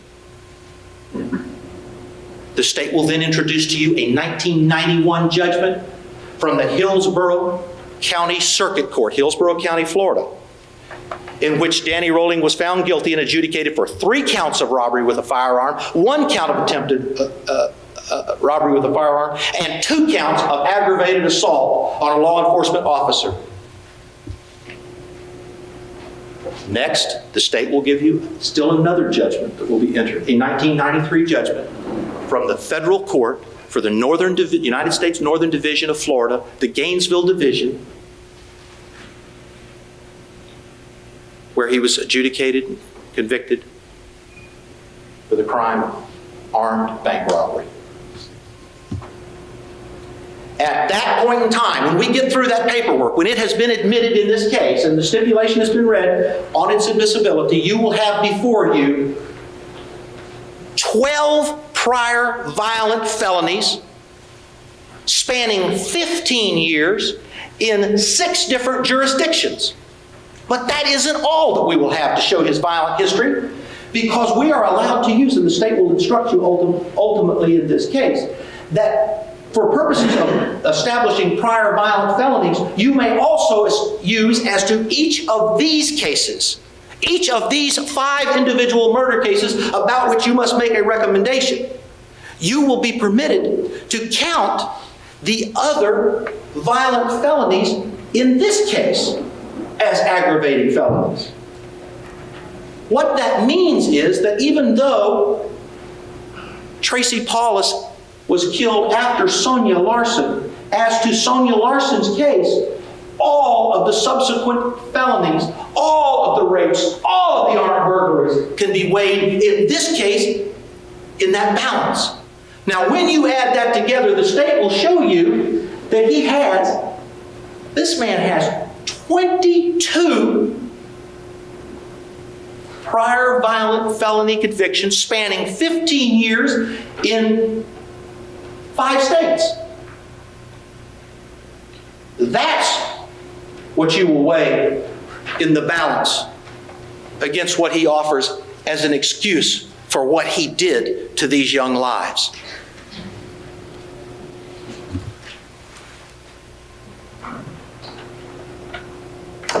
There are additional aggravators that I want to talk to you about briefly. They are additional aggravators that you may weigh in the balance against whatever excuses he offers to try to avoid the death penalty the state believes he has so obviously earned. Those will be, one of which will be, that the capital murder was committed in a cold, calculated, and premeditated manner. Cold, calculated, and premeditated manner. The state will prove this factor to you in several ways. The state will present witnesses who will define for you, we'll put those on maybe today, certainly by tomorrow, who will define for you Danny's movements and what he got before he started these crimes. We will show you that on July 17th through July 22nd, Danny Rolling was staying in the Travel Lodge in Tallahassee, Florida. The state was going to prove this through a veteran FDLE agent. It was while he was in that Travel Lodge that he purchased this knife. Now, how are we going to prove that to you? Well, we're going to provide you evidence that Danny Rolling, when he came to Gainesville, used the name Mike Kennedy. We'll show that we were able to trace that's the name that he used in Sarasota. Well, anyways, this goes on for another 40 minutes, but I gotta go to sleep here in a little bit. But you can watch it on Court TV if you go to their website and type in Danny Rolling. But we went over the parts that described the crime scene, how he committed the crimes earlier. Medical examiner testimony. Yeah, I mean, so this is an actual hour and 19 minutes. An hour and 19 minutes that Bill Thompson wouldn't have been able to do. You know what I'm saying? Let's see. I'm skipping it around myself.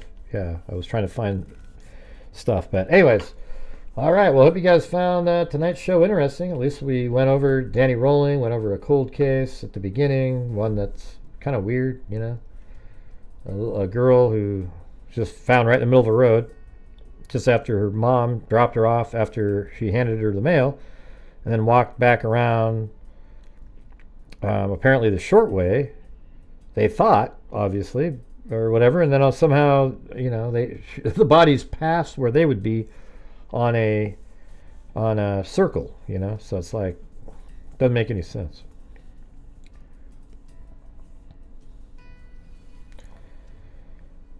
Let's see.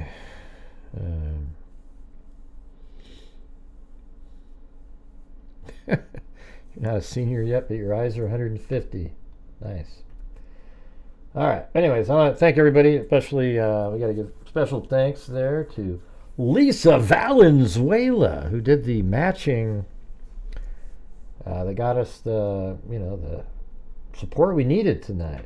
Charlotte Denny, Allie Cake, Snickle, Dixie Hippie, Dale, Gallio, and then we have That's What Lee Said, then Snickle, then Yekart backwards. Dale Galileo again gifted a membership. Then this account. Marissa, Dixie Hippie, Snickle, Beth Dutton MG, 4 months. Thank you. Kimberly Gabaldon, Beth Dutton MG Super Chat. Then we have Philly Girl, Alley Cake. Let's see. Then Dale Galileo again gifted another one. So thanks, Dale, for multiple supports. Lynn Lowe. I guess people also sent him on some of the videos that I made too. Then Lynn Lowe. Then Kimberly Gabaldon. Or Kimberly. Jesus. Kimberly Gabaldon. Alley Cake. Shamo. Dixie Hippie. Ralph K. David.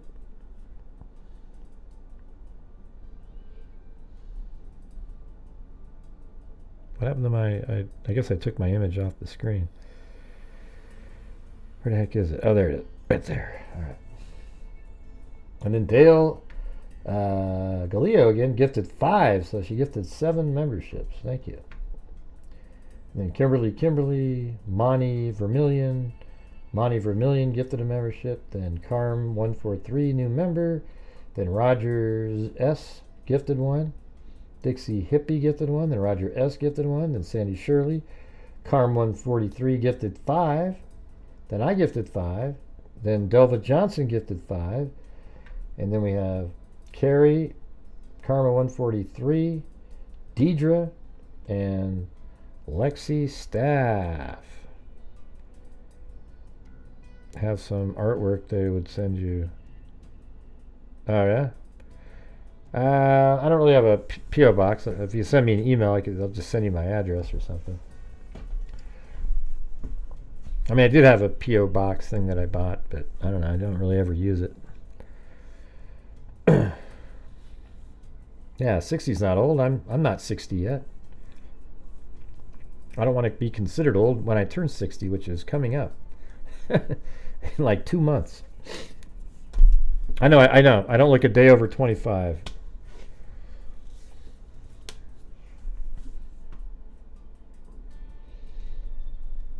And then also thanks to Lisa Valenzuela for a can of coffee, like a whole bag of it. And then just the regular coffee too. Anyways, did you guys find that interesting? Isn't it weird, all the different things? I mean, Danny Rolling wore all black with a ski mask. He purchased a purchased a K-bar knife sheath from a store. Then he would, jimmy the sliding glass doors and go inside. That one case is so similar to Xana and Ethan, it's almost unbelievable.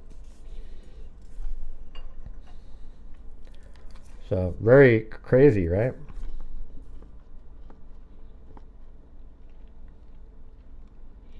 Yeah, and then we read that profile article. That thing could have been talking about Brian Kohberger. It was unbelievable. I mean, Danny Rolling is different also. Like he did different things. But I'm wondering, would Kohberger have done those things? See, Danny Rolling did those in a time where DNA wasn't something people thought about. Kohberger wouldn't be able to do those things because it would leave DNA behind. So he just kind of modified it. And also Danny Rolling carved up the people's faces, the girls' faces. And that's what he did. I don't know, it's very, very weird how similar there is. All right. Excellent. Well, I got to go to sleep. So thanks, everybody. I'm going to try to go fishing tomorrow again. See how that goes. But anyways, thanks, everybody. See you guys later. And as I always say, until next time, be safe out there. Yeah, I've been doing this true crime thing for quite a while now.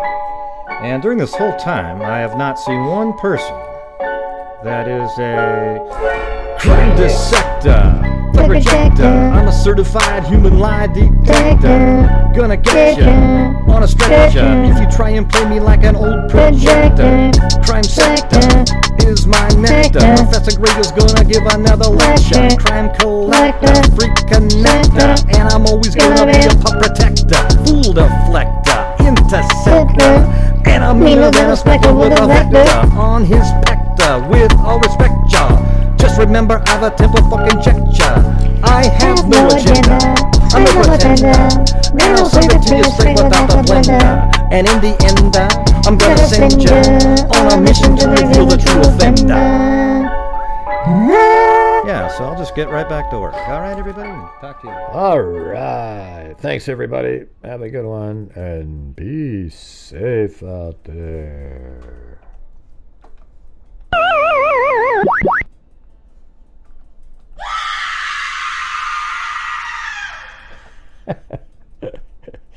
That scared the hell out of me, Gray. Correct.